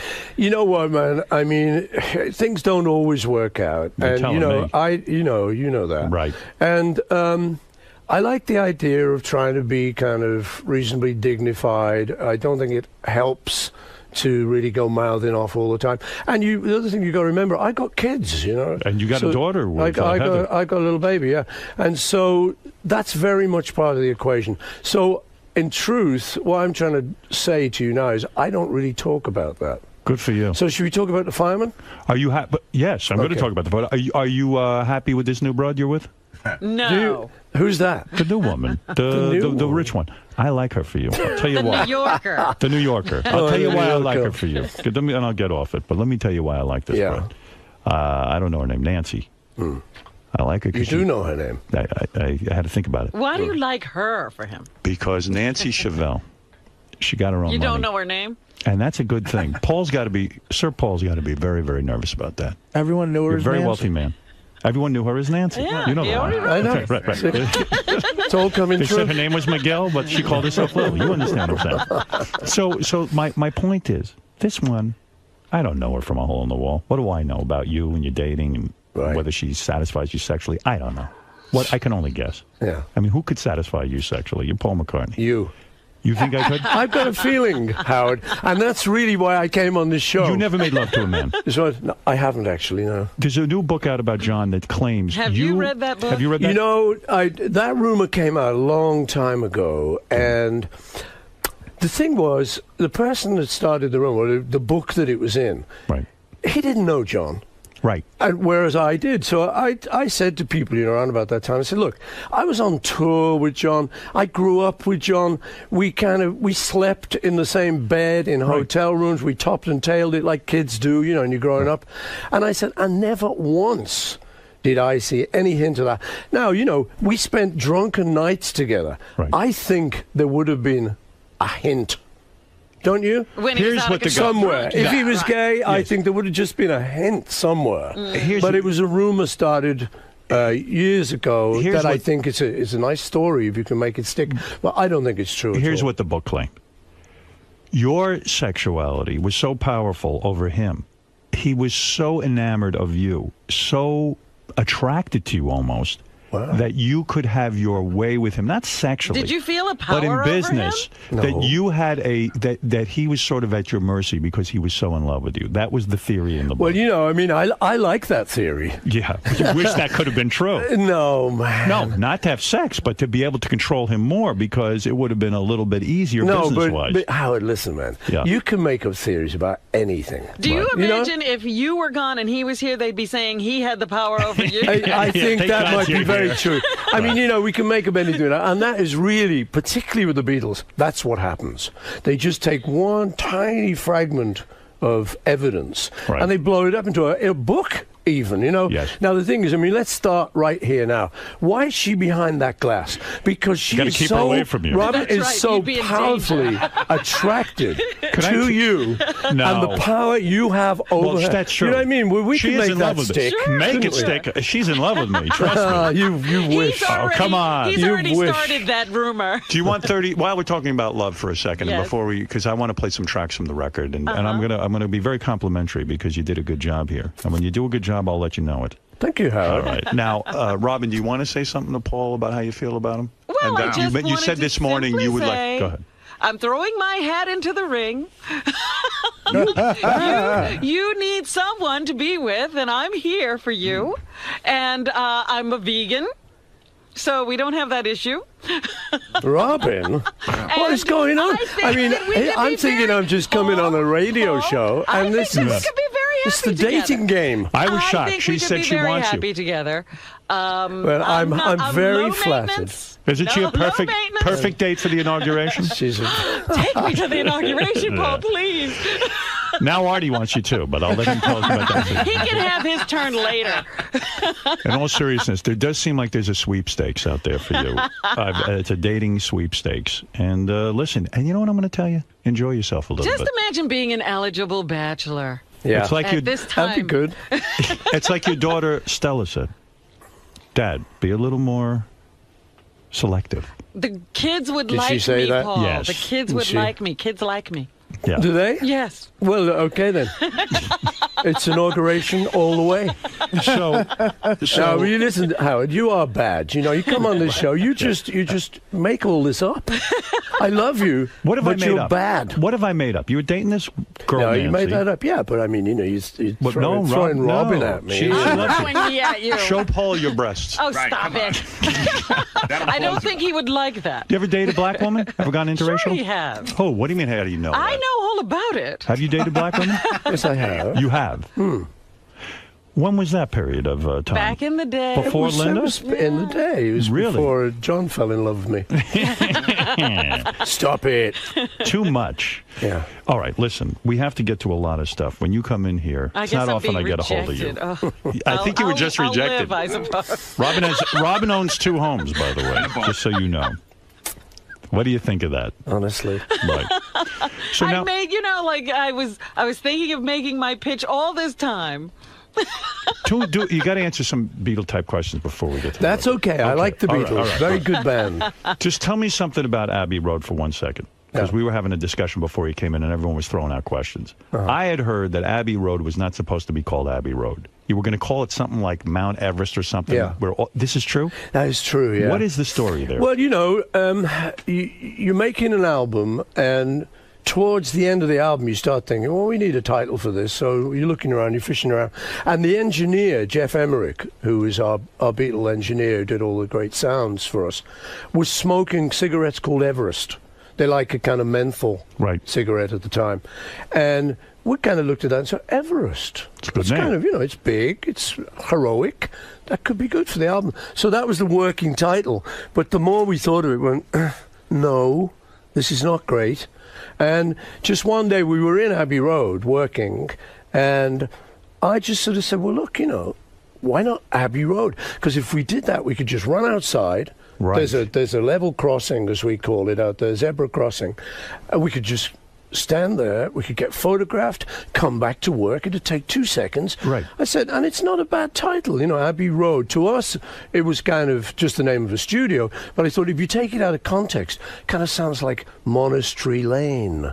Abbey Road. Isn't it weird how just a simple thought like that becomes a legend? I mean, that's like iconic now, Abbey Road. Yeah. And yet it could have been called Everest. And that would have required the Beatles to fly to Mount Everest and do a whole photo shoot. So in a way, it was sort of a lazy approach. It was a cheap approach. It was a cheap approach. What do you think of Ringo now coming out with this statement? He will not sign anything. Did you see Peace and Love, Peace and Love? Yeah. Have you heard that? I love him. It's the great. I think he's cool, man. I mean, you got to love Ringo. Yeah. The thing is, you know, the truth is, Ringo was always like that. Right. Really? He was the one, if fans came to his door, he'd just say, piss off. Right. And he would not have anything. He'd say, you know, this is my private life. Out there, I'm a Beatle, that's fine, and I'll do things, you know, when we go to shows, but I'm at home with babies and a wife. I don't want that. But it's a big statement to come out with. I know it is, all of a sudden, I will not sign anything. I said on the air, I said, listen, Ringo's not that busy. I mean, He said he was too busy. He said he was too busy. I mean, No, he's but too listen. busy. What is he busy with? That he's so busy. Now he's signing mine now. Right. I mean, I've you will sent him sign mine. things. You sign things from time to time. I mean, just it's- signed outside the studio here, Absolutely. It's not a big deal. No, but the thing is, listen, he has the right to do whatever he wants to do in life. You know who? And he doesn't want to do that. And I think it's very brave of Ringo. I like that about Ringo. He'd just go, you know, peace and love, I'm not going to sign. And everyone go, what? I mean, you know what happened to him? He went up to Liverpool. Liverpool was just declared the capital of culture in Europe. Right. And so it was a big year for our hometown, Liverpool. So Ringo goes up there, and he opens the ceremony, he plays.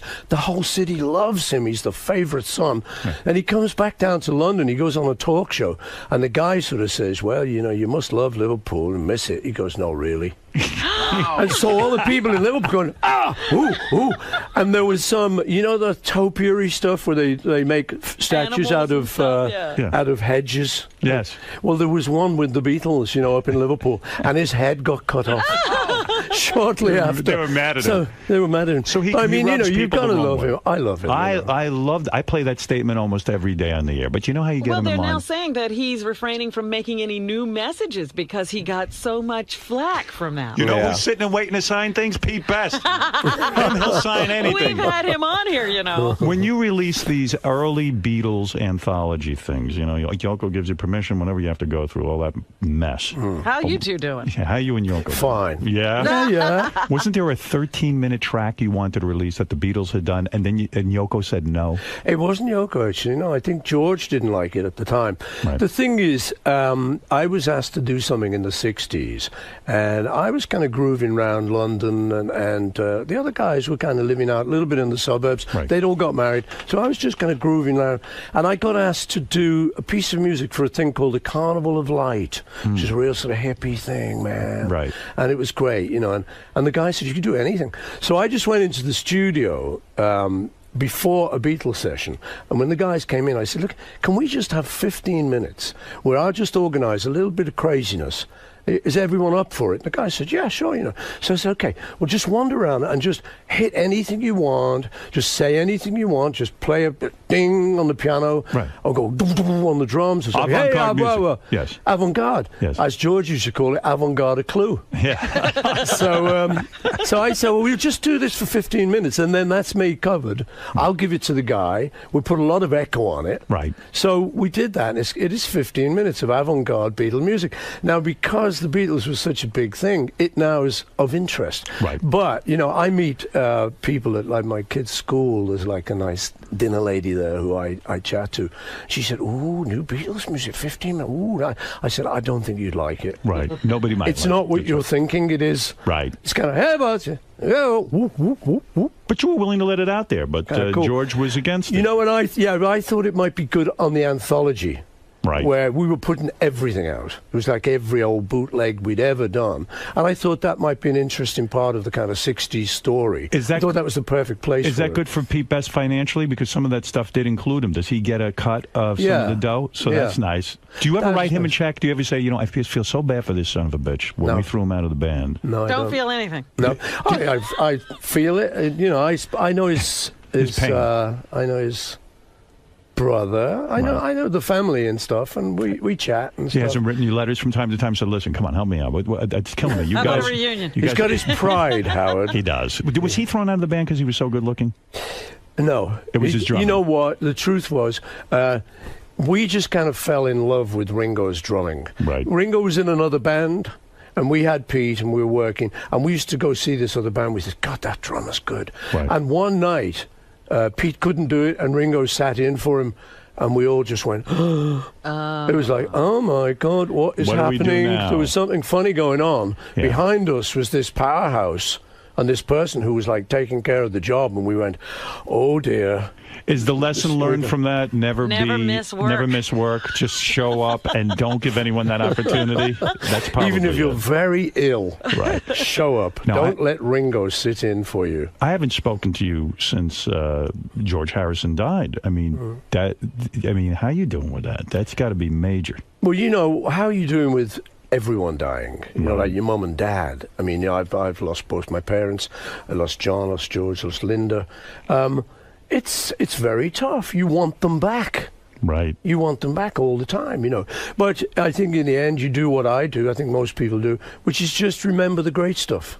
Right. You know you can't get them back. Are you sad every day? Do you wake up feeling like there's an empty hole in your heart? Especially with Linda gone. Not every day, but, you know, through my life now, you know, if there's ever a reference or if ever I think of a story, including George, right. Obviously there's a sadness to it now that wasn't there before. Is his son in touch with you at all? His son looks eerily like him. I mean, it's just like the he's same. great. Danny's a lovely boy, yeah. What is he? He's a musician. He's a musician, yeah. He's trying.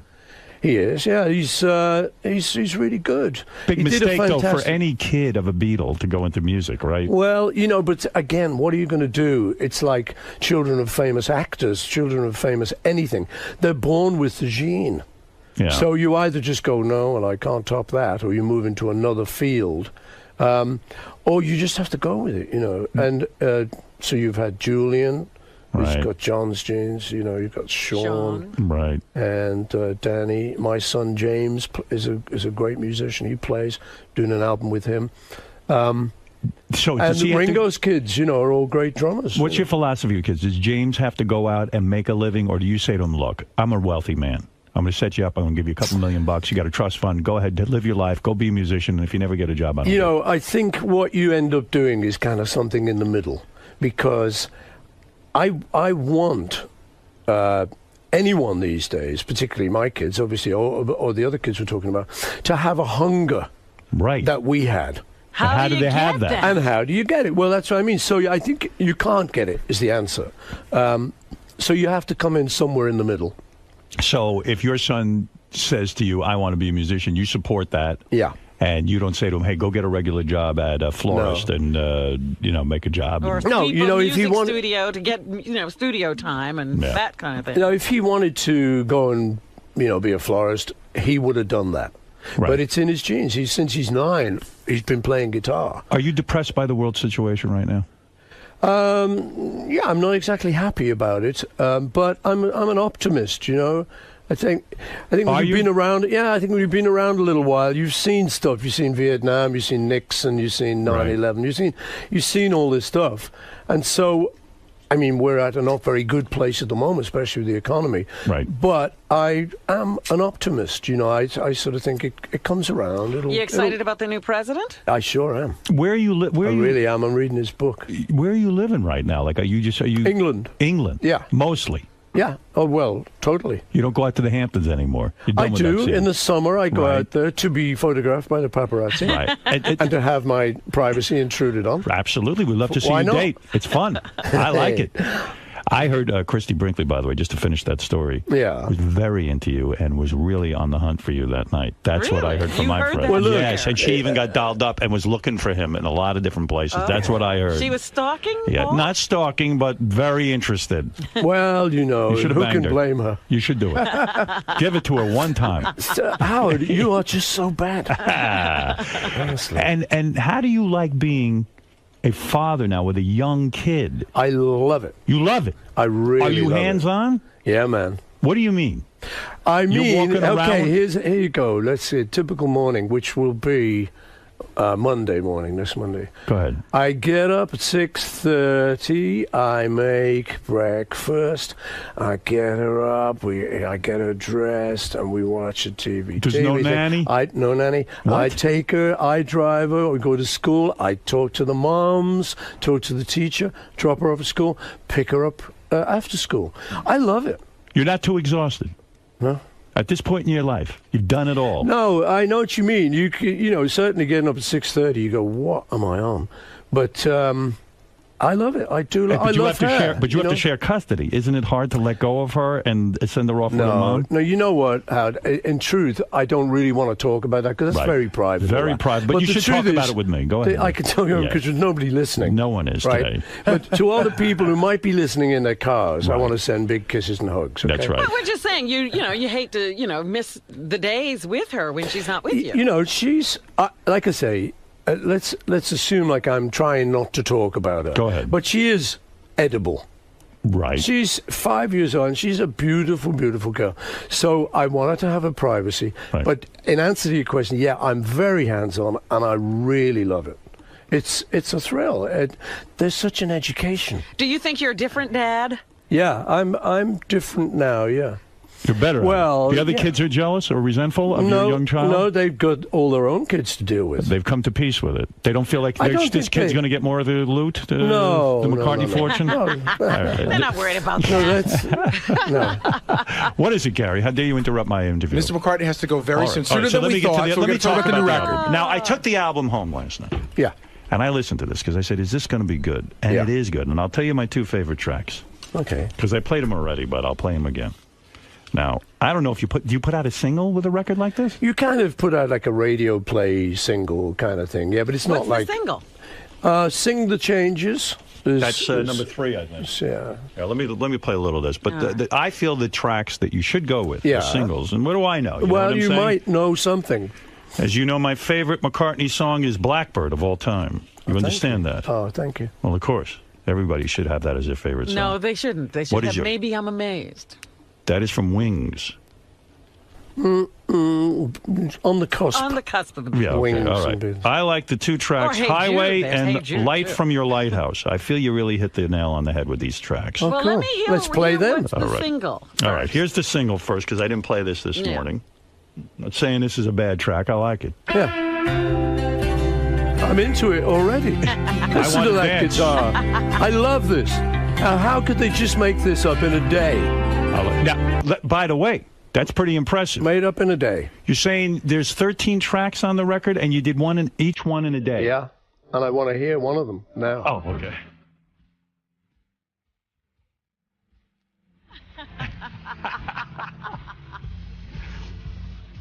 Voice sounds good. Good you.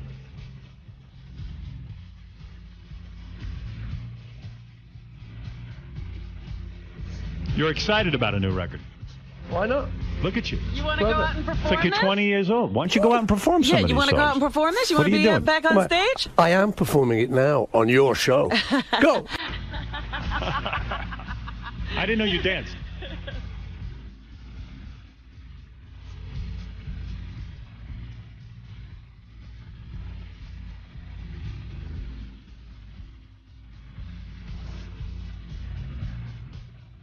You sound good.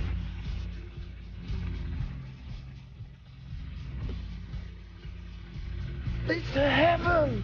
Oh, yeah. You're saying you made up the words as you went along. Yeah.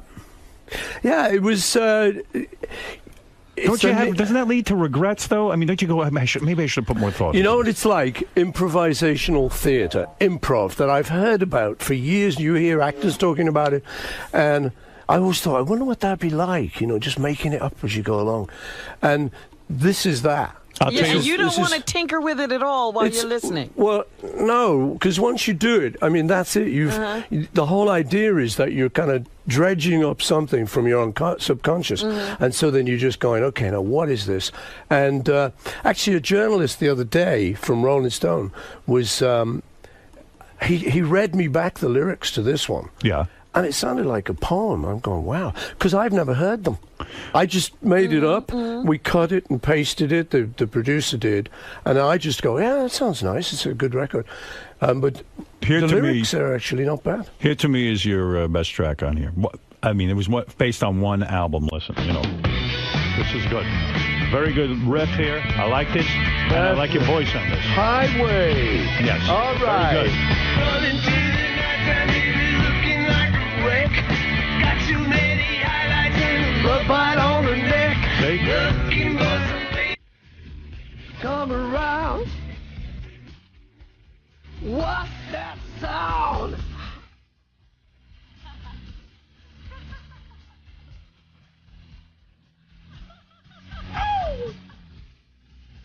She had sex with Renee Zellweger to this song. Come on. Looks like he was doing it right here. Give it to her hard, right there. Wow. That's good. Howard, honestly. Let me tell you, that's good. And the other one I really like is, and I'll play these all the way through later, but because I got limited time with you. Here's this is another one. By the way, if my children are listening to this, don't listen to Howard. Ever? He can sometimes be a little vulgar. Don't grow up like this, children. Oh, come on. He's nice. He's lovable. But you love him. I do love him. Let me ask you a question. But not in Personal that way. question. Did you have to go to your daughter Stella? She was very vocal against you getting married to your previous wife. Did you have to go to her and say, honey, you were right? No, we don't talk about stuff like that. You don't with the kids? You just get on with it. It's okay. You got a better attitude than I do. Do you play Guitar Hero? Do you play any of these video games? No. You've seen any of these new movies? I've seen them, yeah. They're doing a Beatles one. They are? Yeah. You're okay with that? Can be quite cool, yeah. Yoko said okay, we'll do one of these. I would love to We be at these all meetings. said okay, yeah. No, it's going to be pretty cool, actually. I might learn to be a Beatle. In the office, we were talking about how, can you believe that they're still playing Beatles songs and young people are turned on to Beatles music? Oh, my kids love it. Did you ever dream in your, No, we didn't think we'd go beyond a couple of years. That was the truth, because nobody did in those days. So we just suddenly, after a couple of years, we were like, oh, we're just starting. How about my daughter just finished, she just graduated college. She just finished a college class in the Beatles. Yeah. And loved it, like her favorite thing. Wow. Like a college class. I know. It's amazing. Isn't it? Yeah. It Paul, really you is. should let your kids grow up listening to Howard. I grew up listening to him, and look what happens. Yeah, well, see? Children, take a look at this guy. Paul, let me ask you He's something. lovable. Artie, this is Artie, Paul. Artie's struggling with drugs. You struggled with cocaine for a good year, right? True? When you were with the Beatles. I didn't struggle. I never heard that. Yes, Never heard drugs yes. with him. Paul struggled. Never heard drugs with him. He got arrested.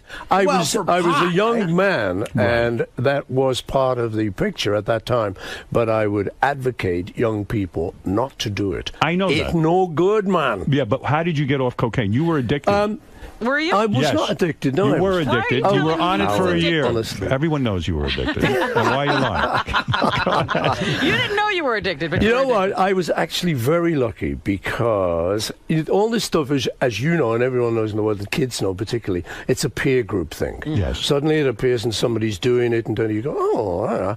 And you don't have the wisdom to sort of say, no, I can stand back from this. But you tried heroin, too. No, not really. Yes. No, What I do you mean, not really? No, I didn't. Well, what happened was the same person I knew who had introduced me to coke. He did heroin, and he once sort of said to me, "Do you want to try it?" You know, Right. and I just the fear. I just sort of said, "No, no." Like no, snorting it, right? Or not? Yeah, no needles. Yeah, no, yeah, no, but no, John no, no. and Yoko got into it. Were you? I understand they did, but that was not when I was with them, so I don't want That to was kind of not say your anything. thing. I don't know. Right. No, but the good thing was that I kind of got really fed up of it. Because you can get easily fed up of it. Yes. Because it's a kind of. Oh, really? Because Kind of drug. I wasn't making a joke. I had read that for a year you did cocaine and you felt that you were addicted to No, it. I wasn't addicted to it. No, I sort of did it because it was like the thing everyone did, at that time. But I was very lucky because it was actually just before it broke mainstream. So for that year, I just sort of did it and then went, oh, you know what, this is a mugs game. And I stopped it. And then, like, just about everyone I knew in the world, including lawyers, bankers, businessmen, Right. everybody, The straight people. the straight people, suddenly started being really heavy into it. So I was very lucky. I actually got out. Good. Right there and then. And I said to kids, because a lot of people knowing, the good thing about this is you can advise kids.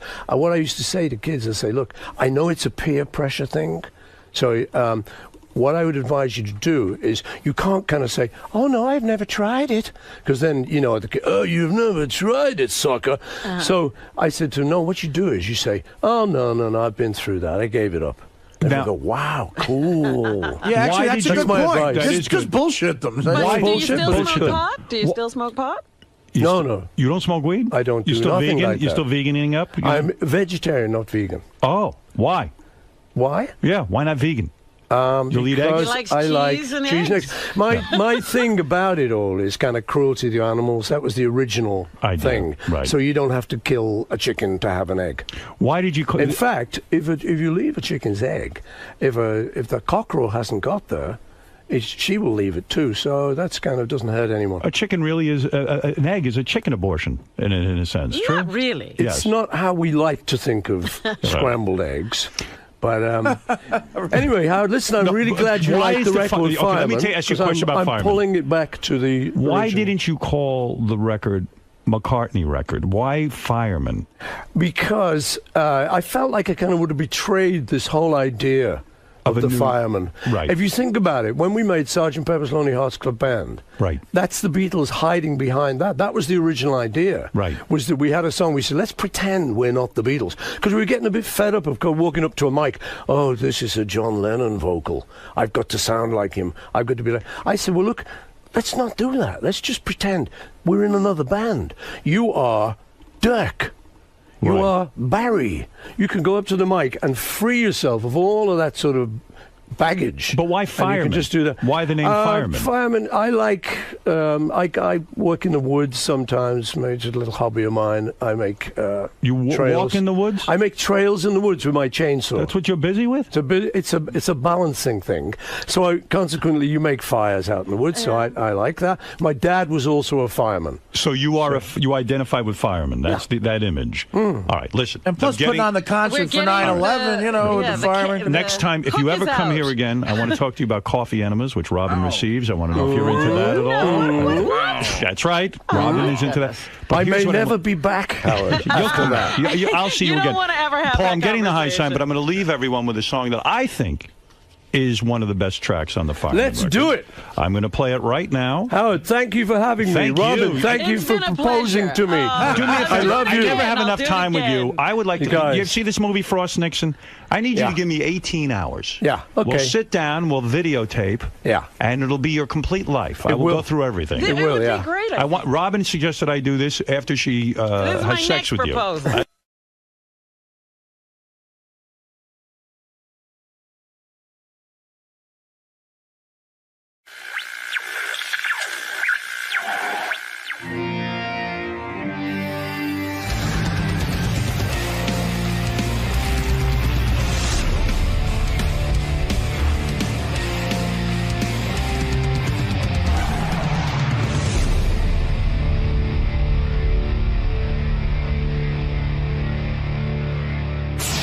Thursday night, I took out, Artie wasn't around, but I took out Robin, Fred and his wife Allison, Gary Baba Booey Delabate and his wife Mary, and Benji to dinner at a very fancy restaurant, Danielle. Place I've always wanted to go to. Oh, Yeah, you we missed had a wonderful meal. I'm sure it's amazing. We had a wonderful meal, but I have to say, Robin, Jesus. So anyway, we're having dinner. What did I do? I'm gonna give it to you a little bit. It was a tease. No, well, I will comment on the entire dinner, and we had a great night. Don't let this. Raspberry on you. Yeah, but anyway, so we go to dinner, and you're not going to comment on Robin. Well, Benji, I got plenty to say, but you're taking top billing this today. I can't even imagine. What did I do, Fred? I'm going to tell you. I'm going to guess it's about your veganism somehow. The only thing I told her I want. Let me just tell the story. I really wanted her to drop the veganism for the night, but she wouldn't do it. She's very into it. Anyway, we had a great time. So, Robin is a wine expert. Right. And I said to her, listen, Robin, I'm going to give you the wine menu. Pick out a wine for us to drink. And Robin picked out a beautiful wine. They served it. It was delicious. And the waiter comes over to me, would you like to continue with this one? I said, sure. If Robin picked it, that's what she wants. That's what we'll have. Well, that's why I sent him over to you. I said, you ask Mr. Stern if he wants to continue Yeah, sure. with this. I mean, absolutely. It was delicious. So we're getting toward the end of the meal. The waiter comes over, and he hands everybody at the table an envelope. I open up the envelope, and it's the actual label to the bottle of wine to show you what you have. I've been to Danielle a couple of times. They never do that. I said, uh-oh. What the fuck is going on here? Why are they giving me maybe because they know this is my crew and this is important to me. Well, the bill comes. Gary was looking over my shoulder. He just told me this. He didn't say anything to me that night. Uh-oh. Robin ordered a wine. Now, Robin, let me explain something to you. Because sometimes, I don't know where you grew up, but actually I did. Here we go. You know where I grew up. When someone says to you, order a bottle of wine. Listen to me. So you know this for the future. I'm all right with it. I'm fine with it. I know what you're going to say. You say to yourself, okay, what am I going to order here? I have never ordered. Let me tell you about the wine list. Now, he didn't look at the wine list. I've been there a million times. I know the wine list. There were bottles of wine there that were $1,200. All right. Were there bottles that are $100 or $200? I was looking in the French section, so I don't know. Okay, so listen to this. Listen to this. I get the bill. Yeah. It took my breath away. I was ordering one bottle of wine. He kept them coming. Listen. So wait, let me finish. Let me finish because I'm going to teach you something. I know you know everything, but let me teach you one thing if I can, and this will stick with you, even if you fight me on the air about it. So I get the bill. And now, I went like this. like my breath. No, you did not. Yeah, I went like this. I was there. I did. Gary saw it. You must have had. You must have needed a burp or something. And Beth made a comment. She even joked about that the first time they went out, Howard looks at the bill and he makes that face, but except this time he wasn't kidding. Let me tell you, so I had to add it up. Each bottle of wine was $800. 7. No, I guess tax or something. How many did you have? Well, 3 bottles. And this shithead Benji, they serve him wine. What happened? He doesn't even drink it. Yeah. You know what they do with it? They give everybody wine. If you're not going to drink wine, don't ask for wine. In other words, say to the waiter, Benji, I don't drink. You got to be specific with that too, because they'll keep it coming. That's a good point. You don't know. First of all, your manners are ridiculous. But I'm going to tell you about Benji. Robin's in trouble, but you're in real big trouble. So anyway.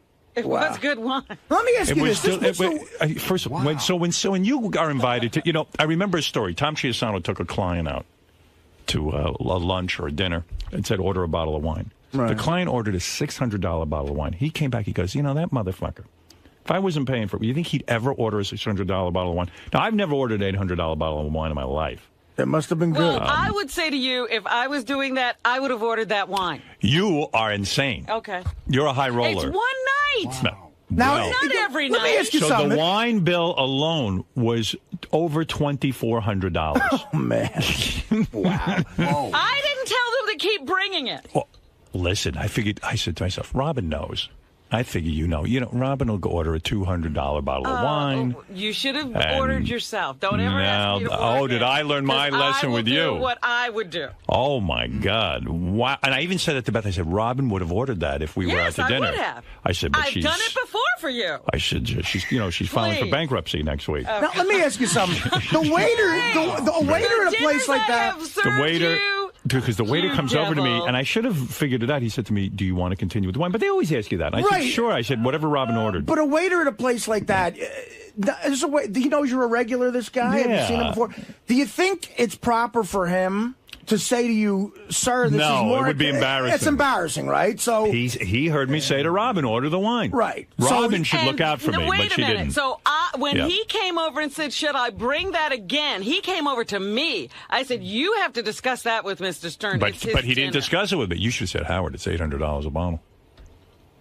But that's interesting. I mean, but Robin did say that probably Robin's in in wanting big the guy to say, no, but... I wanted him to. I was all right with it. That's the reason I sent him over there. I didn't obsess on it all week, and I said to Beth, listen, Robin's a high roller. Oh, and here we go. What are you saying, Fred? Do you think... I'm flabbergasted. I don't think I've ever had a $700 bottle. No, this was $800. $800. Well, that must have been tax. I knew things were a little pricey because I ordered a scotch there before you guys got there. And Trust me, the scotch was fine. And no, but the scotch is a little pricier in that joint than they are in a lot of other places. The whole meal without the wine would have run me about $1,200 or something. For that amount of people, that's actually pretty good in Manhattan. That's reasonable. But the $2,400, Robin jacked it up too. I'll pay you for the wine. No. I will. Here's the question I have. Look, all I can say is... Gary, am I right? No, though, here's the question I have. Wine, I know Robin said that when the guy came back, she said, you have to ask Mr. Stern. But if Mr. Stern doesn't know what the bottle costs, of course he would say keep it coming because he thinks it's reasonable. But there's an indication there when I send him over. Look, you better take a look at this. I was at the table, and I missed the signals you two had, the indication. I didn't have any signal. The signal is, look, you're paying this bill. You ought to know what you're doing. But how would he know? How would he know what the price is? Because when the guy says that, he ought to say, well, let me look. And as Gary points out, Robin's off on that one.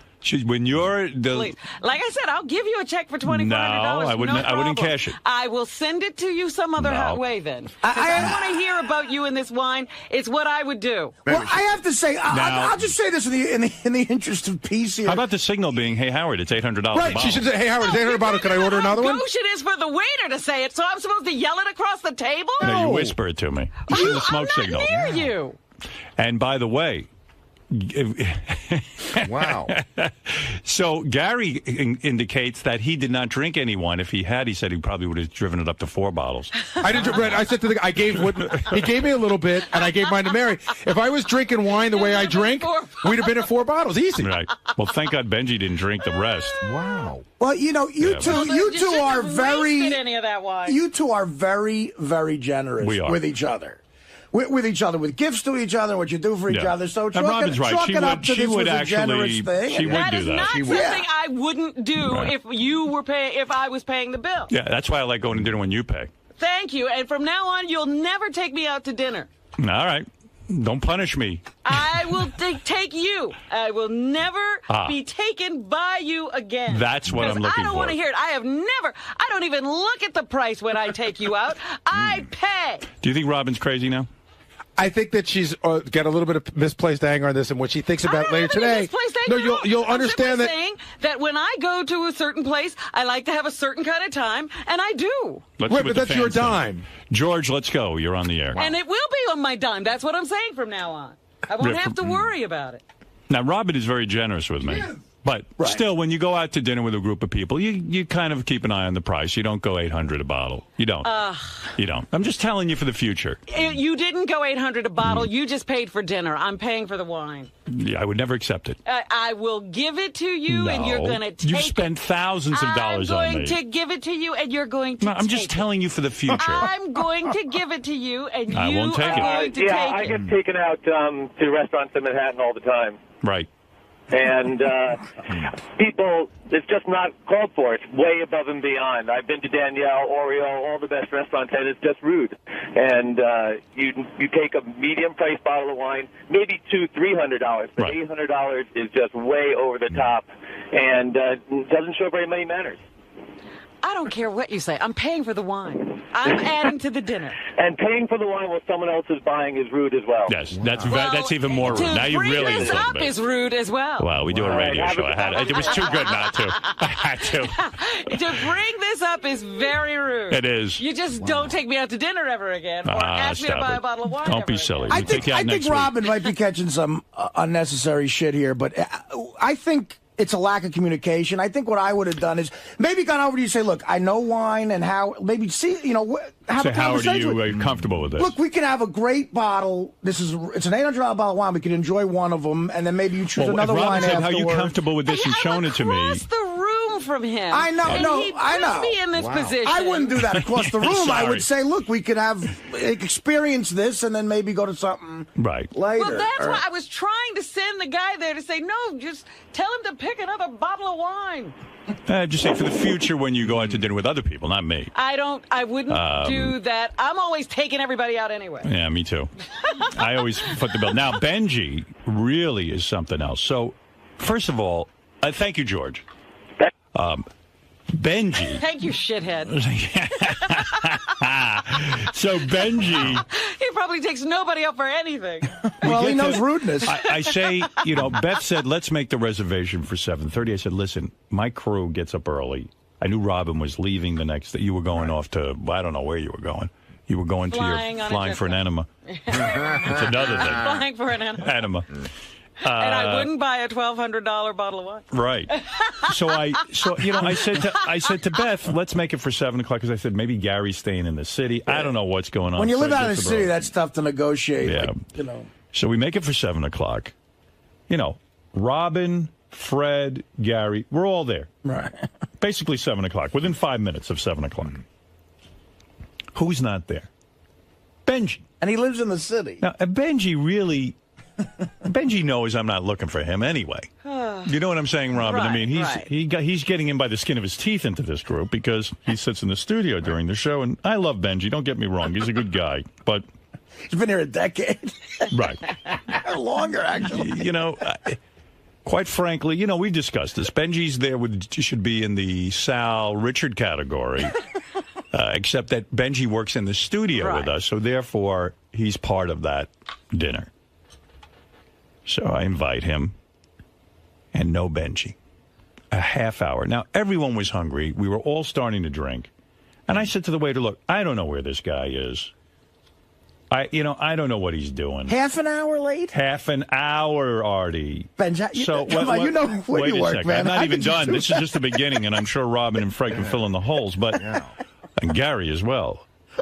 So I'm sitting there, and Robin knows I'm getting annoyed. Right. Because you know what? I'm only good for so many hours. And when I'm drinking, it's like, I'm going to fall asleep. And the waiters are standing around, and everybody's waiting for us to do something. We're waiting for Benji. Yeah, so we're waiting and waiting. And finally I said, listen, let's get some stuff. Let's get some appetizers and things. And when this guy shows up, and now I'm down to calling him this guy. Like, I don't even know him.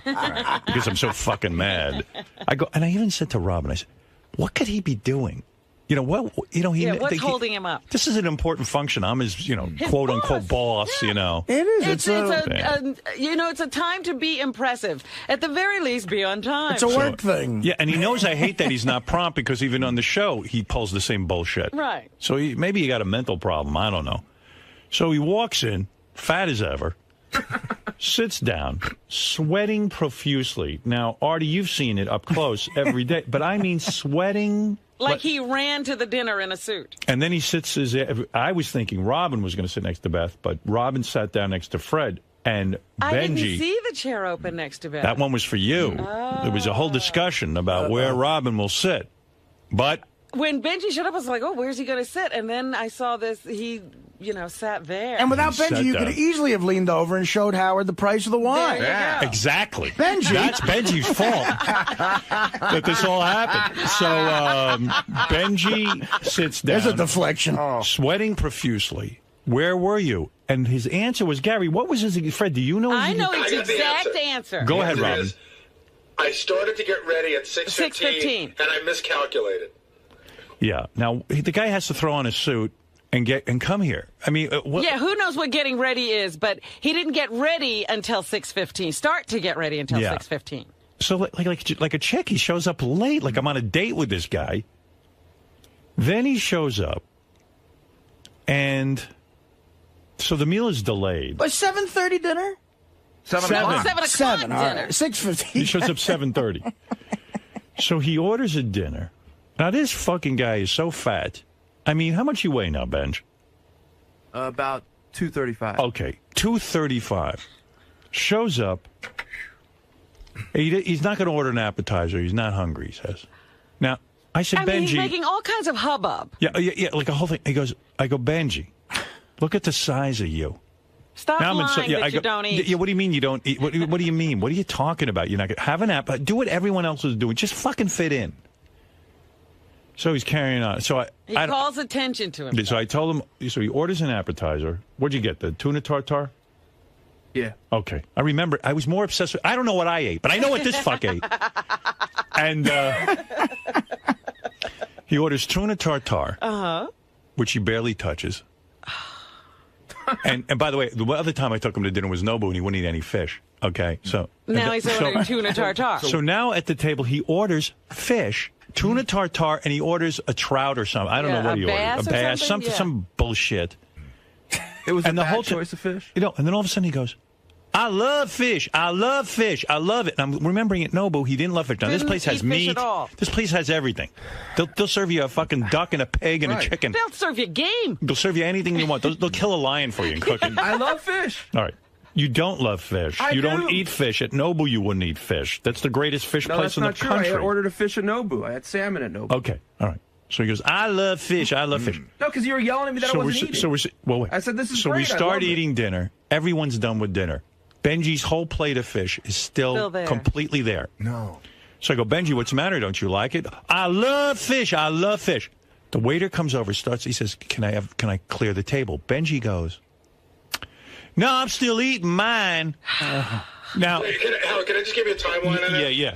So, Artie, you've been at dinner with Howard. You know, Howard likes to move things along. So Howard claps his hands and says, let's order dessert, which is the signal to let's clear the table. Benji hasn't eaten anything yet. When the waiter comes, he says, can I take your plate? Benji's in the middle of the story. He goes, no, I'm going to wait. So now Howard's dying to move it along and have dessert, and Benji's talking and not eating. Like Benji can't read a signal. Yeah, why is Benji he cannot not eating? read. Howard. He can. Why is he? Why is he not eating? He can't. He can't read the signal that everyone's exhausted. Howard, I like you. Yeah. But I don't give that much of a fuck. Yeah. Well, you know what though? Honestly, it was a Benji, nice if you're going to get ahead in life, you got to read signals at a table. No, You're I there do. with a bunch of coworkers, and you're sitting there. You're not eating. You never ate your fish. We waited 10 more. Eating. We waited 10 more I minutes. didn't want to order an appetizer because I didn't. Benji, we all were done, and then you said you told the waiter to hold off on desserts for 10 minutes. I didn't tell him to hold off. Yeah, you said I'm still eating. That means they're not going to order dessert, and you didn't eat the rest of your fish. You fucking sat there with it. Fucking return the fish. You are bullshit. Gary was going insane too, and I'm not the only one. And believe me, Robin hates you. She just I won't didn't say even it. know why he was there. Oh, Benji knows that.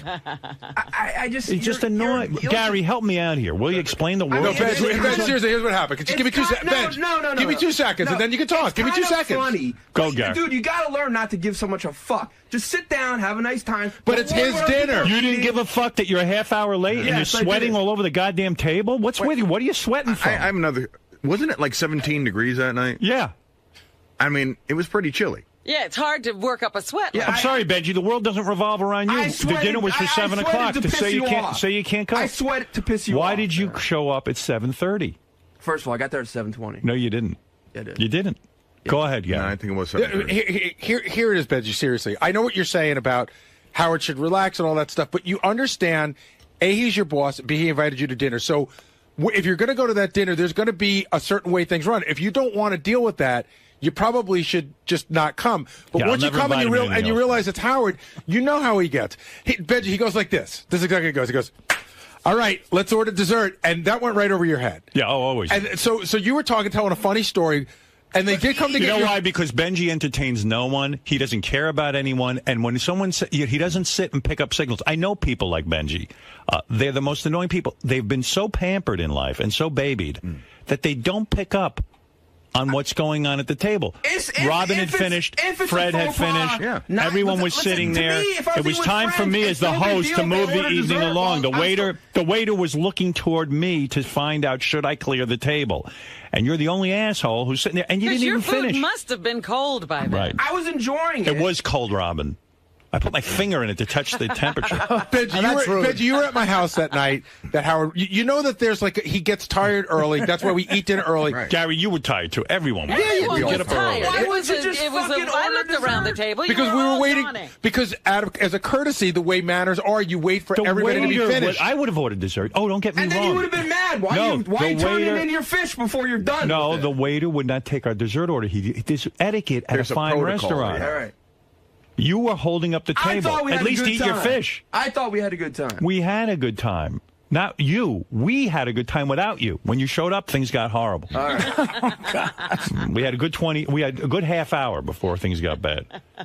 No, we had a nice time. I enjoyed your company. I love being there with you. You were fine in conversation. I mean, but listening to your unbelievable sex life, which I don't believe a word Was of. there more of that? I got to tell you, my wife. I thought we got the guys' version at Nobu. No. He went into. Benji loves to talk about his sex life. Mary turned around to me. She goes, "Is that real? possible?" Yeah, is it real? And I go, "I think it is." And she goes, "That's really disgusting."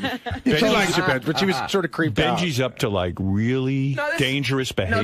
Like Benji's going to get killed. Yeah, he's the female version of Looking for Mr. Goodbar. Benji. One story about his sex life is he goes on these Craigslist or whatever they are, and he. Some guy invites him to his hotel room to fuck some girls in front of him. And he's going into strange hotels. Right. He doesn't know who these people are. Yeah. He's in a strange location and nobody knows he's there. And when he shows up, doesn't the guy go, I don't want to watch you fuck anybody. And the girls don't want to fuck you. That guy must really be I said, did that really happen? Yes. And I said, Benji, aren't you worried? And he goes, yeah. But did you fuck a girl in front of a guy? Yeah. Wow, that. And he said the girls were a stranger, Artie, a stranger at a hotel. They were models, right? He didn't come on my chest or anything, but yeah. Were they models?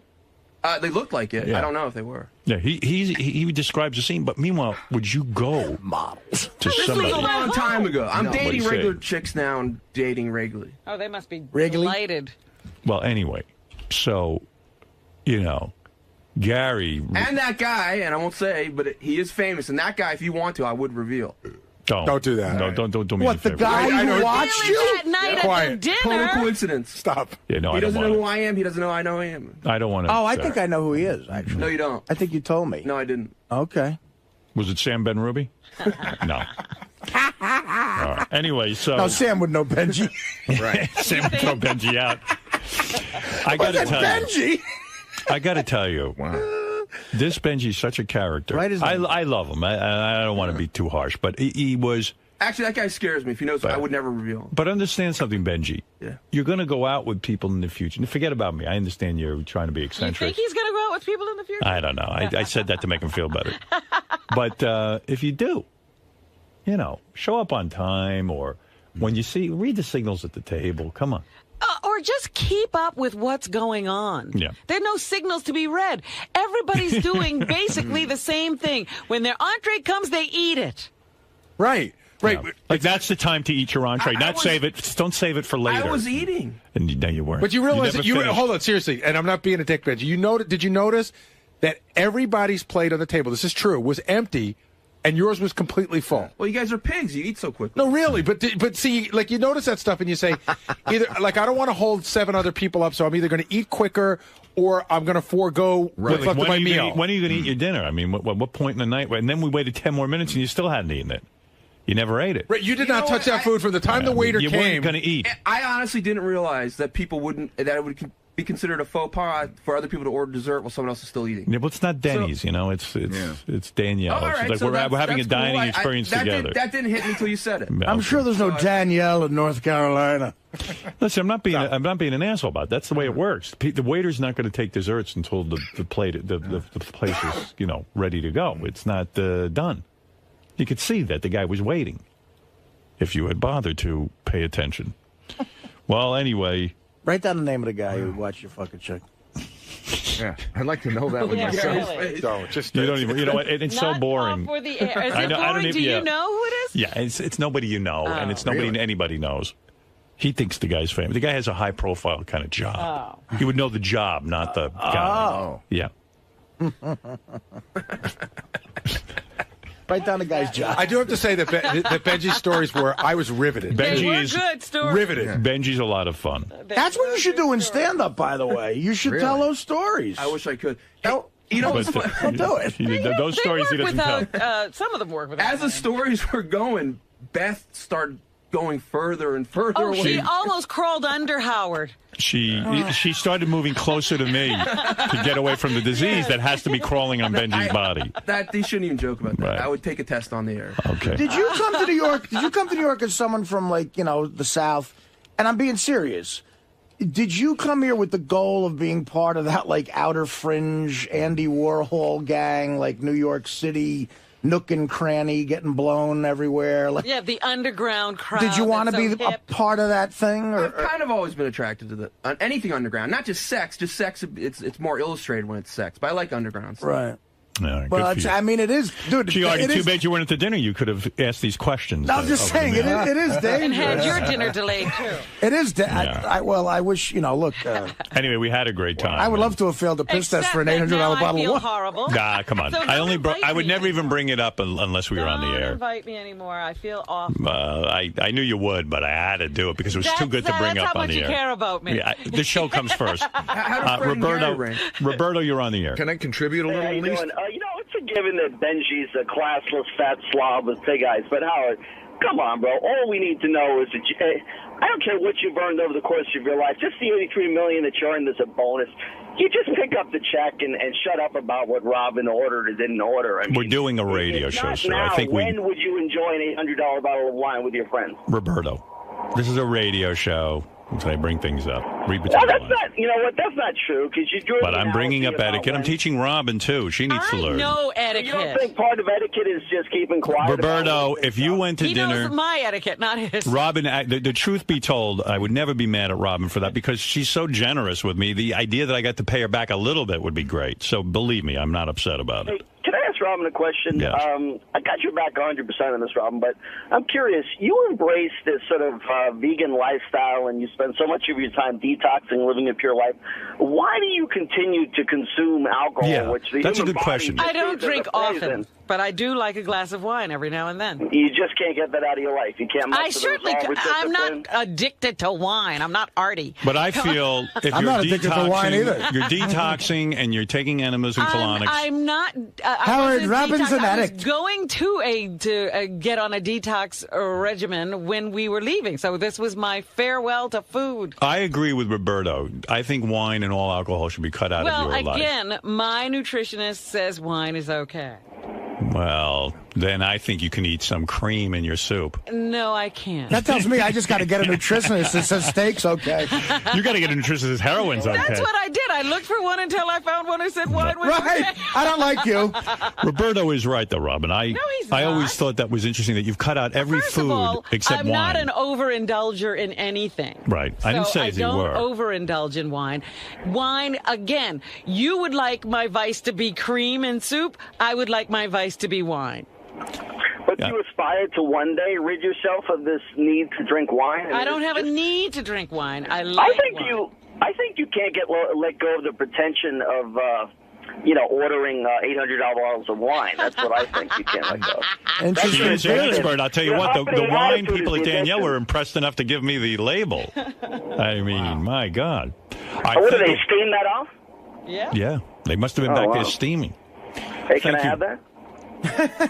You know, I when I looked at the price, I was so shocked I forgot to take my label with me. Because someone asked me, said, well, what was this wine you drank? I said, I was, listen, I almost passed out at the table, so I forgot to bring the name. You were a little woozy and left your... Let me ask you this. What was the name of this wine, It Robin? was a Dujac wine. I'd have to look at the label, too, because they make a number of different wines. A Dujac. You didn't say that. please. You underpaid. I got off cheap. Yeah. Now, what do you think the restaurant pays for that bottle of wine? I've heard they mark it up 3 times. 300%, yeah. Wow. Yeah, That's so how they make their money. They probably get it for $250. Let me ask you something, Howard, about something that if you thought about with retiring. Say you didn't have the radio show and this happens. Would you just harbor resentment for Robin forever? No, in fact, that would fester. It's not as funny to say this, but the fact of the matter is I was kind of glad Robin did that because Robin's very generous with me I and know, everyone but on the show. And in order to pay her back, no, you're not. I'm using that as an example in your life. I mean, there seems to be a lot of things getting to know you that you get out on the air that seems almost therapeutic to you. Do you think that would be a problem for you without the radio no problem. show? No. Because you're just going to stop seeing people. Because no one will see me again. and poor Beth will see me. Trust me. No, Rob and I will see for life. And right, I'm sure you And will. Fred, but not Benji. I mean, once I retire, I will never see Benji again. I'm sure of that. Benji, when's the last time you did that? You went to a weird sex situation. Be honest, like you went to an apartment from that bullshit. It's happening all the time. Well, he claims he's not doing that anymore. He is, though. Howard, what is that all about? I mean, I'm dating regular chicks. No, but I mean that whole like dangerous like. What is it about? What is it about? You're looking at a guy who can't get laid. So the only way he's going to get laid is through some freaky scene. No, I think he actually can get laid, but but I mean the whole has to be like almost like on a tightrope with like almost like with a gun to your head. Listen, what normal person who values their life? You know, when Artie does heroin, I go, I love Artie and he seems like such a normal guy, but then he's risking his health and his life. That seems more normal to me. Well, you're Yes. getting high. Seems more normal. None of it is normal. Well, it's more normal to me than what Benji puts himself. He goes to a room where some guy says, "Come in and fuck some girls." It sounds to me like either you're going to get knifed. He was even in one. He explained where it could have been like one of those rape fantasy kind of things. Right. You know, that's crazy because you don't know how you're getting there. You don't know if this woman is participating in this. Well, he gets a rush out of that. You don't know what Robin's saying is, how do you know those girls weren't given roofies? Yeah. And, then they're going to accuse you of raping them. You know, he may not have AIDS, but he definitely has genital warts. Fuck you, dude. Dude, why don't you come down here and I'll come down here and we'll do a doctor's test. Do you want me to examine your penis right now? He's the fattest AIDS patient Why do ever. you want to see his penis? I don't, Robin, but I will look for genital warts. We've all seen it, unfortunately. I mean, so you get a rush out of that more than sexual? You like the danger of it? No. You understand? You know I like you. You know you're putting your life at risk. I am dating regular chicks now in a regular way. The problem is... Do you know that there's something wrong with you? That you would go to a room where a guy just says, come over? I mean, don't you know that, like, in the middle of the night. you don't have a bodyguard, you don't have a gun, you don't have nothing, man. You're walking in there and you're doing this weird thing. I mean, you don't know that's dangerous? Of course it's dangerous. Do you value your life? Do you like living? Yes. Yeah, all right. But anytime you get laid, it's like there's... Listen, I want to get laid more than anything. Getting laid is the main focus of my life. You know what I mean? It's the primary focus of my life for many, many reasons. Being inside a woman's not enough for me. You know what I mean? I wish I could go inside of you and then come out through your mouth. Crawl all the way up. Right. You were exactly right when you said, I don't get off at all on some dude being there. I'll take the opportunity. No, that's the dude that's going to take a gun and shoot you in the head and rob you. Or stab you. Yeah. Lucky for you, you don't have any money. Did you ever see the movie Looking for Mr. Goodbar? You should rent it. Yeah, it was about a hot chick who gets killed. You, on the other hand, are going to get killed and you're not even a hot chick. Right. Some people have that need I for... worry about you. I do. Action, but he's not a gambler. You're not thinking. No, he's gambling with sex. Right. But it's more of a sexual thing. Like at the end of the movie, the gambler with James Caan, he wins his bet and he needs more danger in his life. So he goes to like a drug den and tries to get into a knife fight with a big bouncer. Like he needs that action. Yeah, but it's the same as Looking for Mr. Goodbar. She finally winds up with a guy who's mental and clubs her to death. Right. But it's sexual. It's not like a gambling Yeah, but Benji's is sexual. You know, like she didn't know who she was taking home either. See, I don't know if Benji can turn that off then. Like if he can't turn off, I'll tell you why. Benji, this isn't about sex, but Benji's lonely. Nah, I'm not. No, you're lonely. I have lots of friends. I'm lonely. I would never do that. Listen, I love sex. And it is hard because anytime you're home, you could just go out and get laid. Wouldn't it be safer than to go to a stranger's house? At least go to a well-known high-end prostitute where at least you could... I know it sounds crazy, but then it doesn't feel like I don't get off on that. See, that's the danger. I don't feel like I'm earning it. Oh, okay. Benji said something to me once. I don't think he's going to care about this, but we were in... I mean, it was something that it kind of creeped me out, but it didn't. And it goes along the lines of this. Maybe you remember this. The last time we took the show to Vegas, we landed on a private jet, and it happened to be the day of rehab at the Hard Rock with all the strippers. And they got us an area, and it was me, and I was talking to this smoking hot blonde was talking to me. And she knew the show, and she was clearly, like, hitting on me, you know. Right. And I was sort of like, drinking with her and everything. Then she said to me, he goes, isn't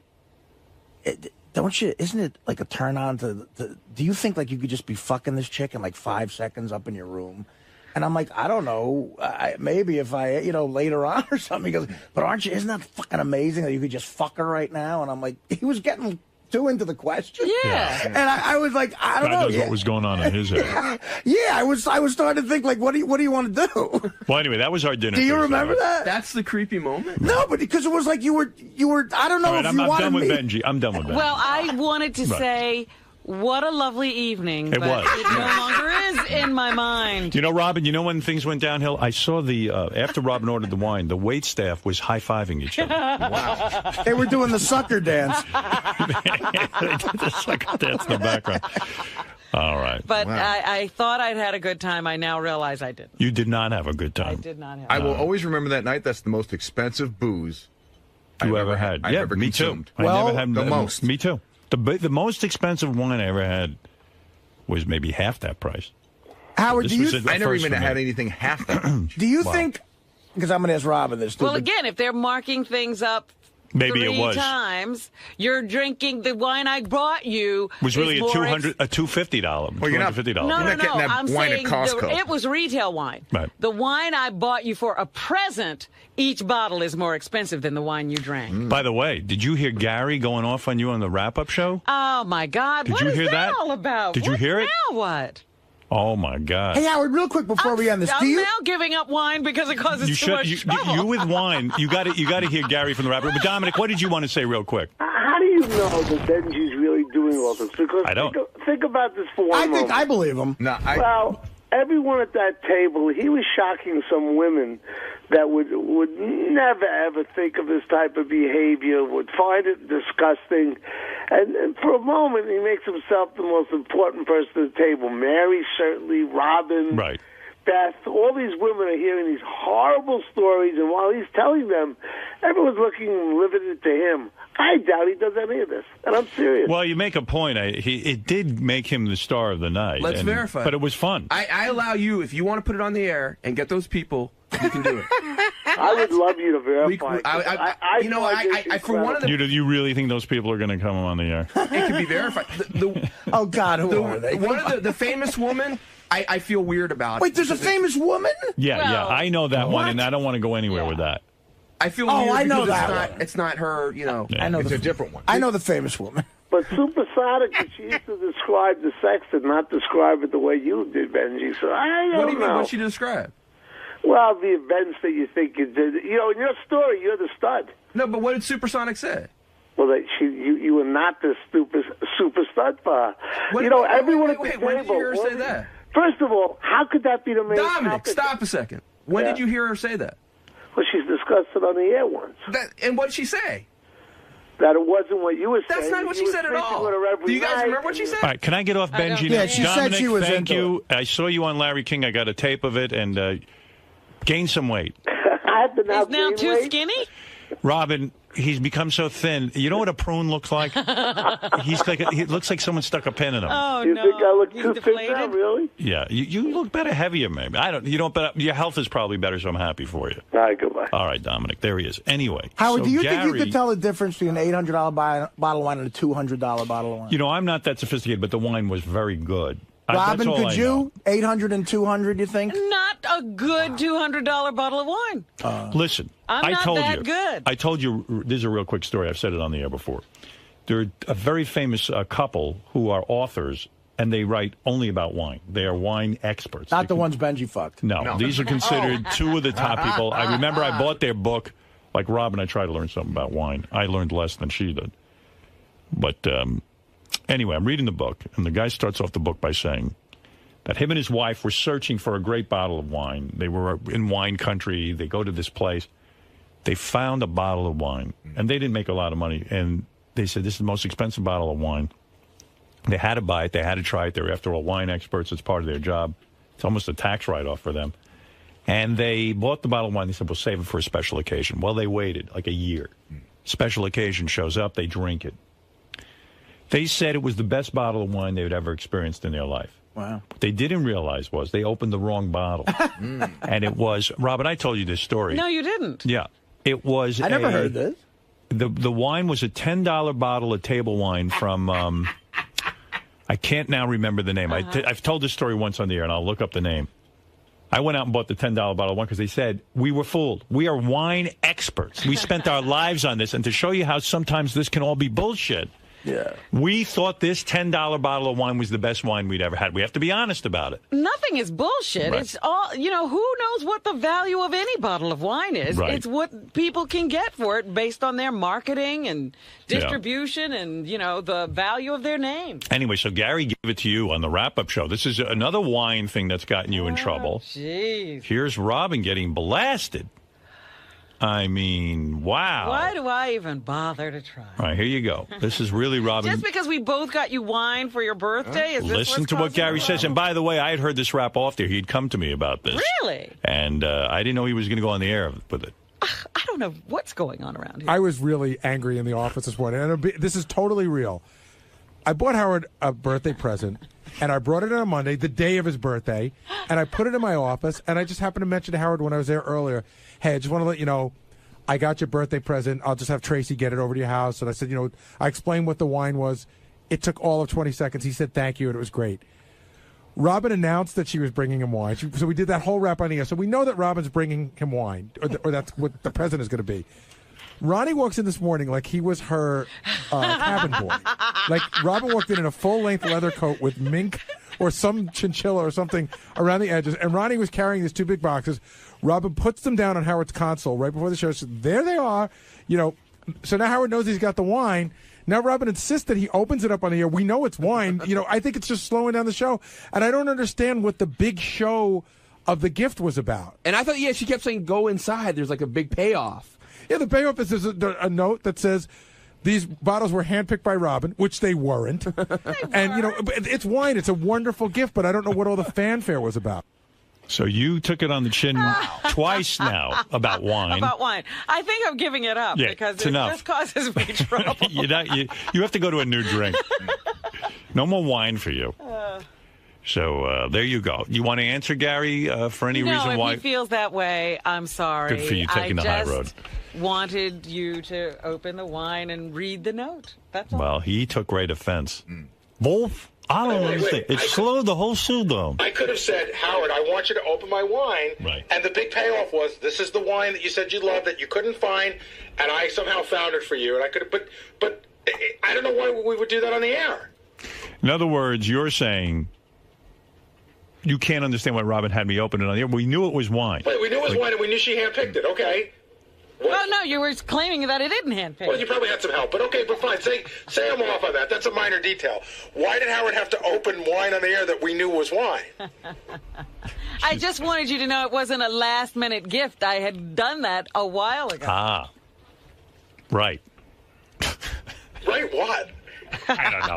I had enough with wine. You guys just love to argue about nothing. I don't want to hear about Benji anymore. I want to hear about wine. I'm done with wine. I love wine, but thank you, everyone. I had a great night with all. Don't thank me. Except for Robin. God, I hate you now. Robin. Oh, God, yes. How are you doing about this whole wine thing? This is not a good day for me. I don't want to talk about it. Ben, so how did the dinner go the other night with Howard and everyone? I thought it was fun. I thought I had a good time. I thought everyone had a great time, but apparently it wasn't as great as I thought it was. What was it with eating so slowly? I use food as a drug. So if I'm out at a social occasion and I'm eating, I enjoy the social occasion. It's when I'm alone or in a confined situation that I'm pigging out. So I'm not the pig I am on air or at home that I am out in a social restaurant. How was the wine? Did you even try it? I had a sip and it was great. The wine's not your thing? No, it was. This is too convoluted of a thing to really get into. I mean, it was. They poured me wine. I was gonna have it towards the end, but someone said, "Oh, you're not drinking. Let me just have the glass." So I let them have it. So you had a good time at dinner? Yes, I thought so. I thought it was great. Do you feel bad about all this? The way Howard took it? Well, I guess it would have been kind of neat experience if he came on and said, "The best guest in the world is Benji. I've never had such a great dinner in my life." But that didn't happen. It's not that big of a deal, man.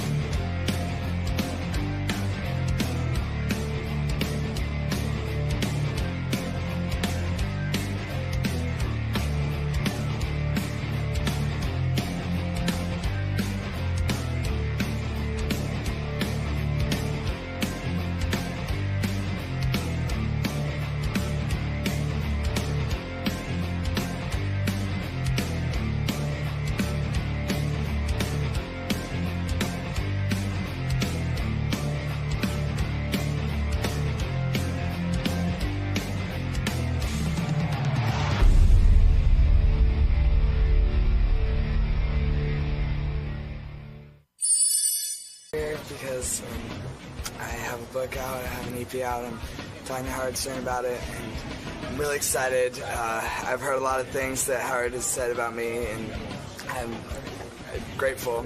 So I'm excited to meet him and be able to talk to him, and I think it's going to be awesome. I'm going to have a lot of fun. So what do you think Howard's going to want to talk about today? He's given you a lot of props in the past. Yeah, it's great. I'm incredibly grateful. So I don't know. I'm a little nervous because he is Howard Stern. He is unpredictable, but it's going to be fun. Sanjaya, if you remember Sanjaya, he was on American Idol. At the time we got behind him to vote for Sanjaya. Yeah, I think it was 2 seasons ago. 2 seasons ago. Has it been 2 seasons already? It's 2 seasons since Sanjaya. I always judge the passage of time. Oh, there's Sanjaya. How you doing, Sanjaya? Good to see you. Sanjaya was a contestant on American Idol. Welcome to the show. Thank you very much. We worked hard to get you to be the American Idol, and we almost got you in. You did plenty. You did more than your share. Oh, he didn't win? No. He didn't win. No. No. I thought he won. I think the fix was in at a certain point. Were you like was he second? No. You were I about was fourth. seventh. You were seventh. Seventh. Oh, wow. Got you almost all the way through. That's right. How old are you many now? finalists I'm are 19. there? You're 19? There's 10 that go on tour. Well, but what is the entire number of finalists for the TV series? Isn't it 25? Yeah, 24. 24, okay. You know, here's the thing. When you were on American Idol, everyone was goofing on you that you couldn't sing. And the idea was, hey, let's put Sanjay through. But you passed the audition. Yeah. And I forget, what did you sing at your audition? Signed, sealed, delivered. Signed, sealed, delivered. They liked you. Mm-hmm. So it means you had an ability to sing. Well, yeah. And then somewhere along the line, everyone turned on you, right? The Yeah. judges turned on you. They turned you into a bit of a joke. A little bit, yeah. A little bit. You seemed like you took it, but you had to be in great pain over this when Simon and all of them were like almost laughing in your But face. basically, Simon was saying you didn't belong there. Yeah.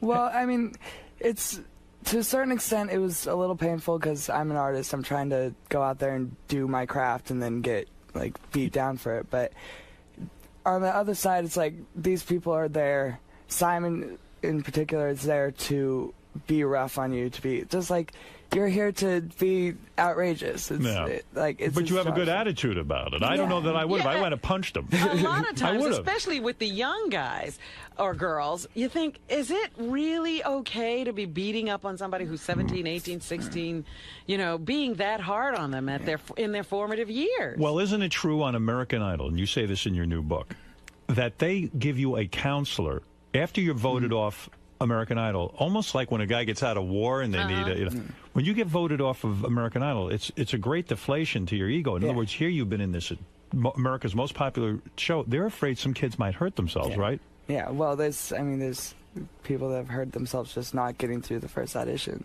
That's true. They take it that hard. Yeah. Did you go through a period of time like, oh my God, what am I going to do now?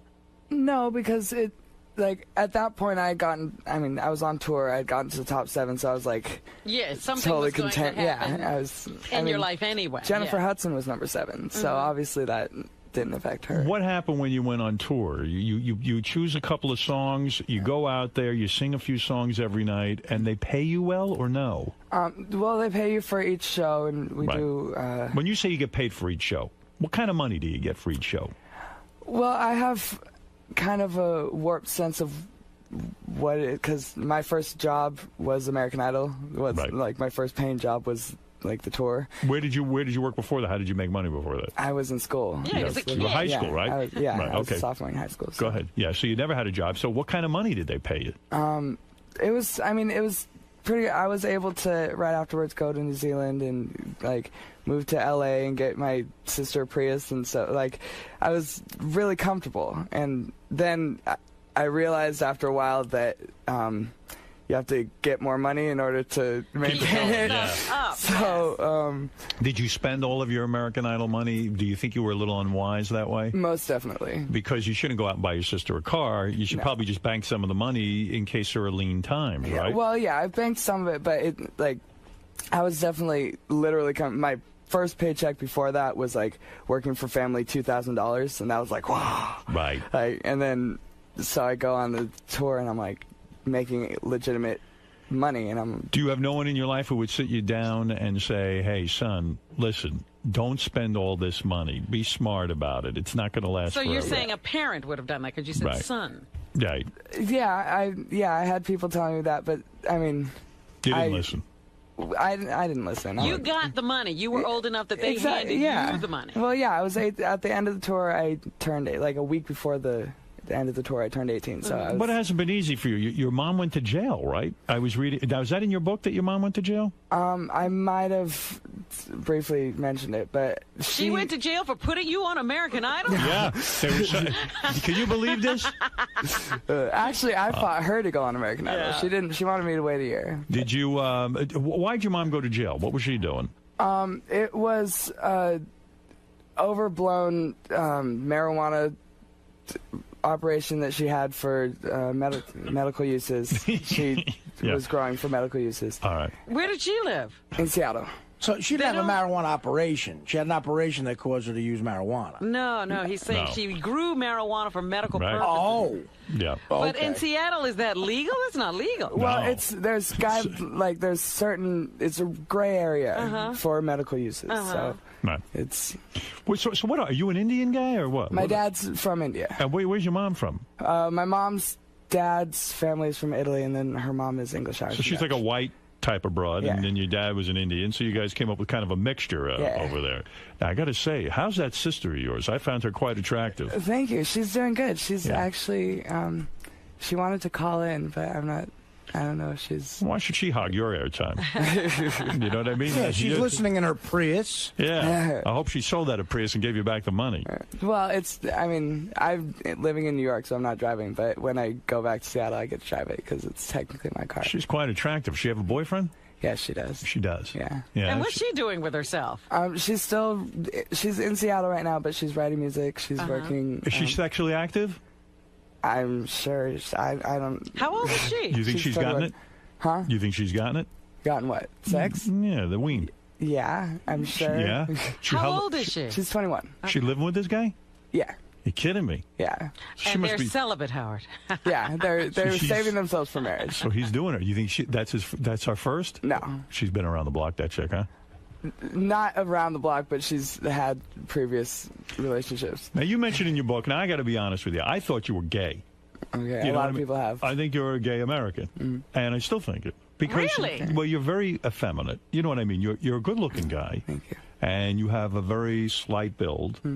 And I say to myself, you're going to make him gay. And he's not. Well, no, I assumed you were gay. You claim in the book you're straight. Let me say something, Howard, because I, like you and many others, thought that too, watching him on the show. But when he walked in here, I did not get a gay vibe. Yeah, I'm not getting a gay vibe. But then again, I'm the last one to know. I have no gaydar whatsoever. I'm so masculine in the traditional sense. You didn't know I was on heroin. I didn't know he was on heroin, and he's been on it for He's years. sitting right next to you. Would you do me a favor to prove that you're straight? Will you fuck Robin right now? Oh, stop it. Would you mind? It's not necessary. Sanjaya, would you mind giving her sex right now? She needs it badly. She had a trauma-filled weekend with men. I'm sorry. You can't do it? Huh? I could do it. Unfortunately, I have a girlfriend. So come on. I get in trouble. Robin, take off your clothes and let's start it in right now. He could give me a massage. Just don't get in a relationship with her. Cost you $800 for a bottle of wine. You're not kidding. She's expensive. Oh. No, so when did you bang your first broad? When I was 16. 16? Mm-hmm. See this? You see, I jumped to conclusions about So you. you're watching him on the show thinking he's never had a girl. And he did. 16, you banged your first chick. You're a good-looking dude. I bet you can get chicks easily, huh?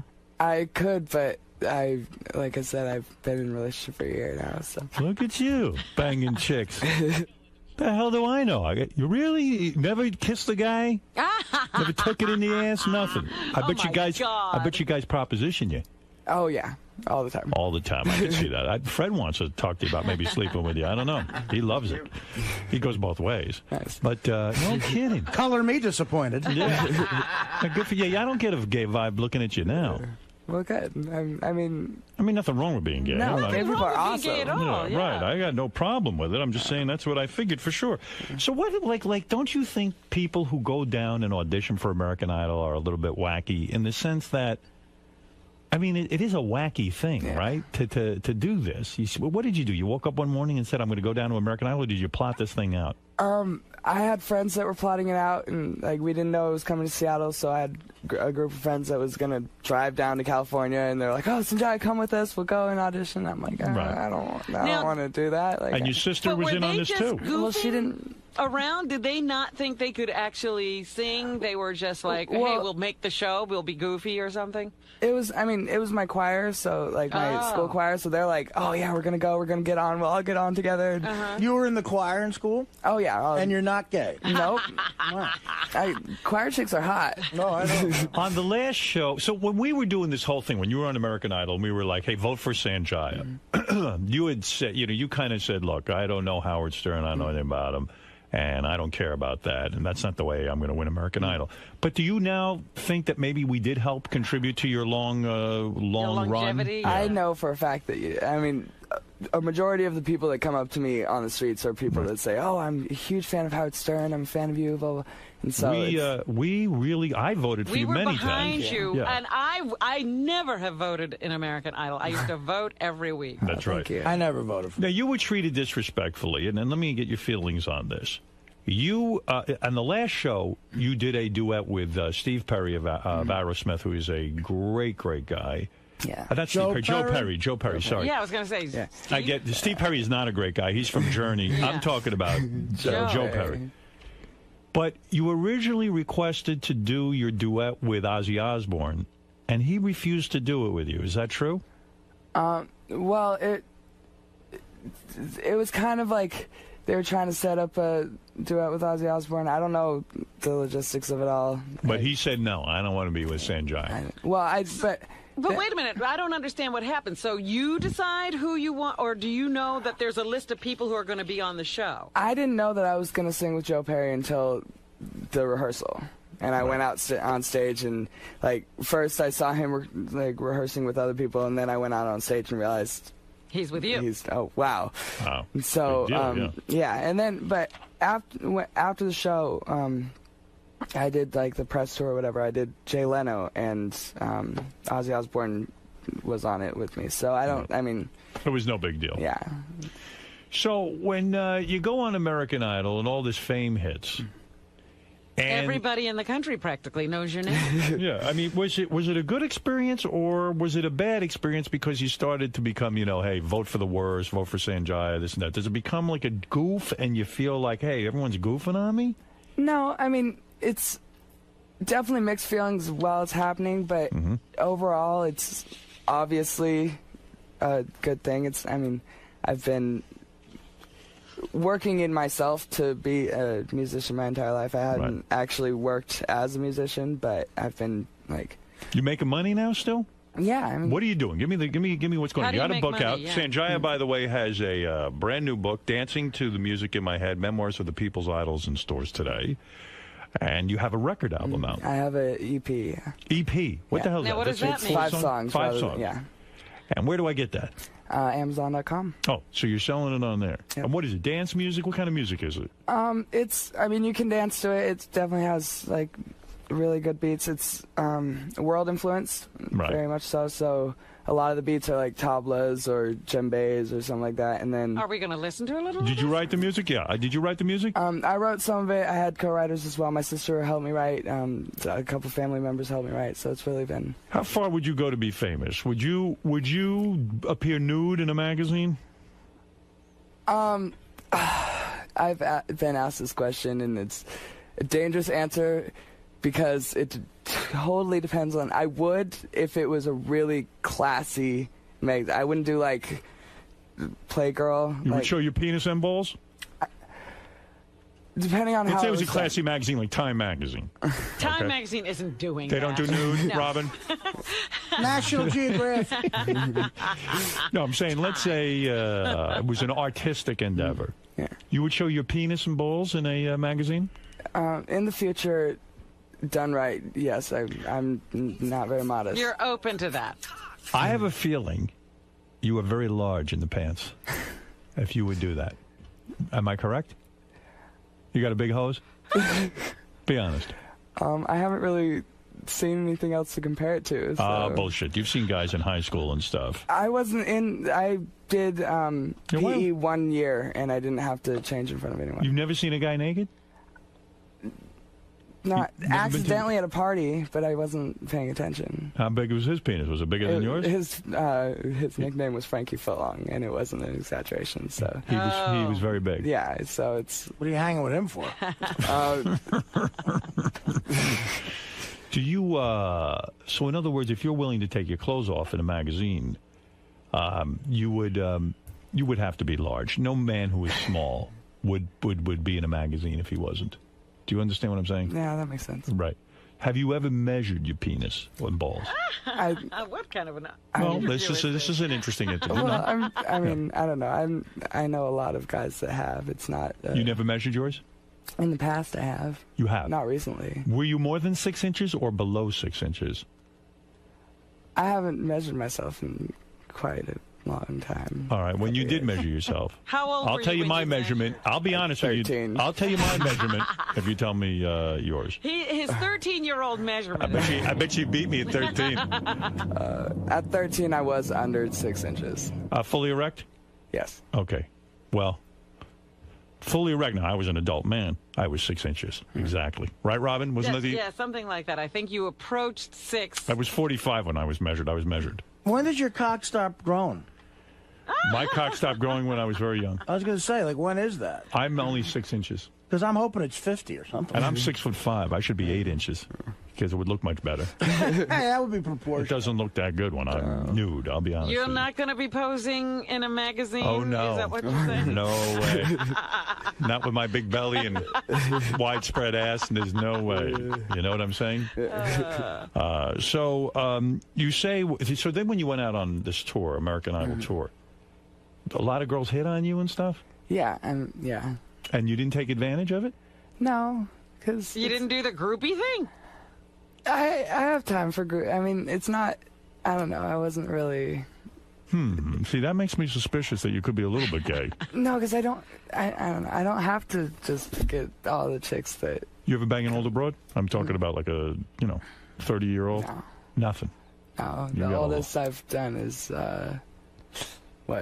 19 when I was 18. It was just 19. You ever fuck like a great grandma, like 55 or something? Yeah. What is that life like? Are you guys all living in one place, closed away from the world, unaware of what's going on around you? Yeah, pretty much. We're pretty much just like in a bubble. And like every once in a while you can go on blogs and stuff and see. I didn't because it wasn't like just psychs you out. But Which one of those assholes wasn't nice to you on the tour who wouldn't talk to you and stuff? Yeah, was that going on? Yeah, there was somebody. I know you mentioned this in your book. One of them. I forget which. Who else was on your season? But you said when you were out doing the tour, so to speak, that here. Wait, I'll try and find it in my notes.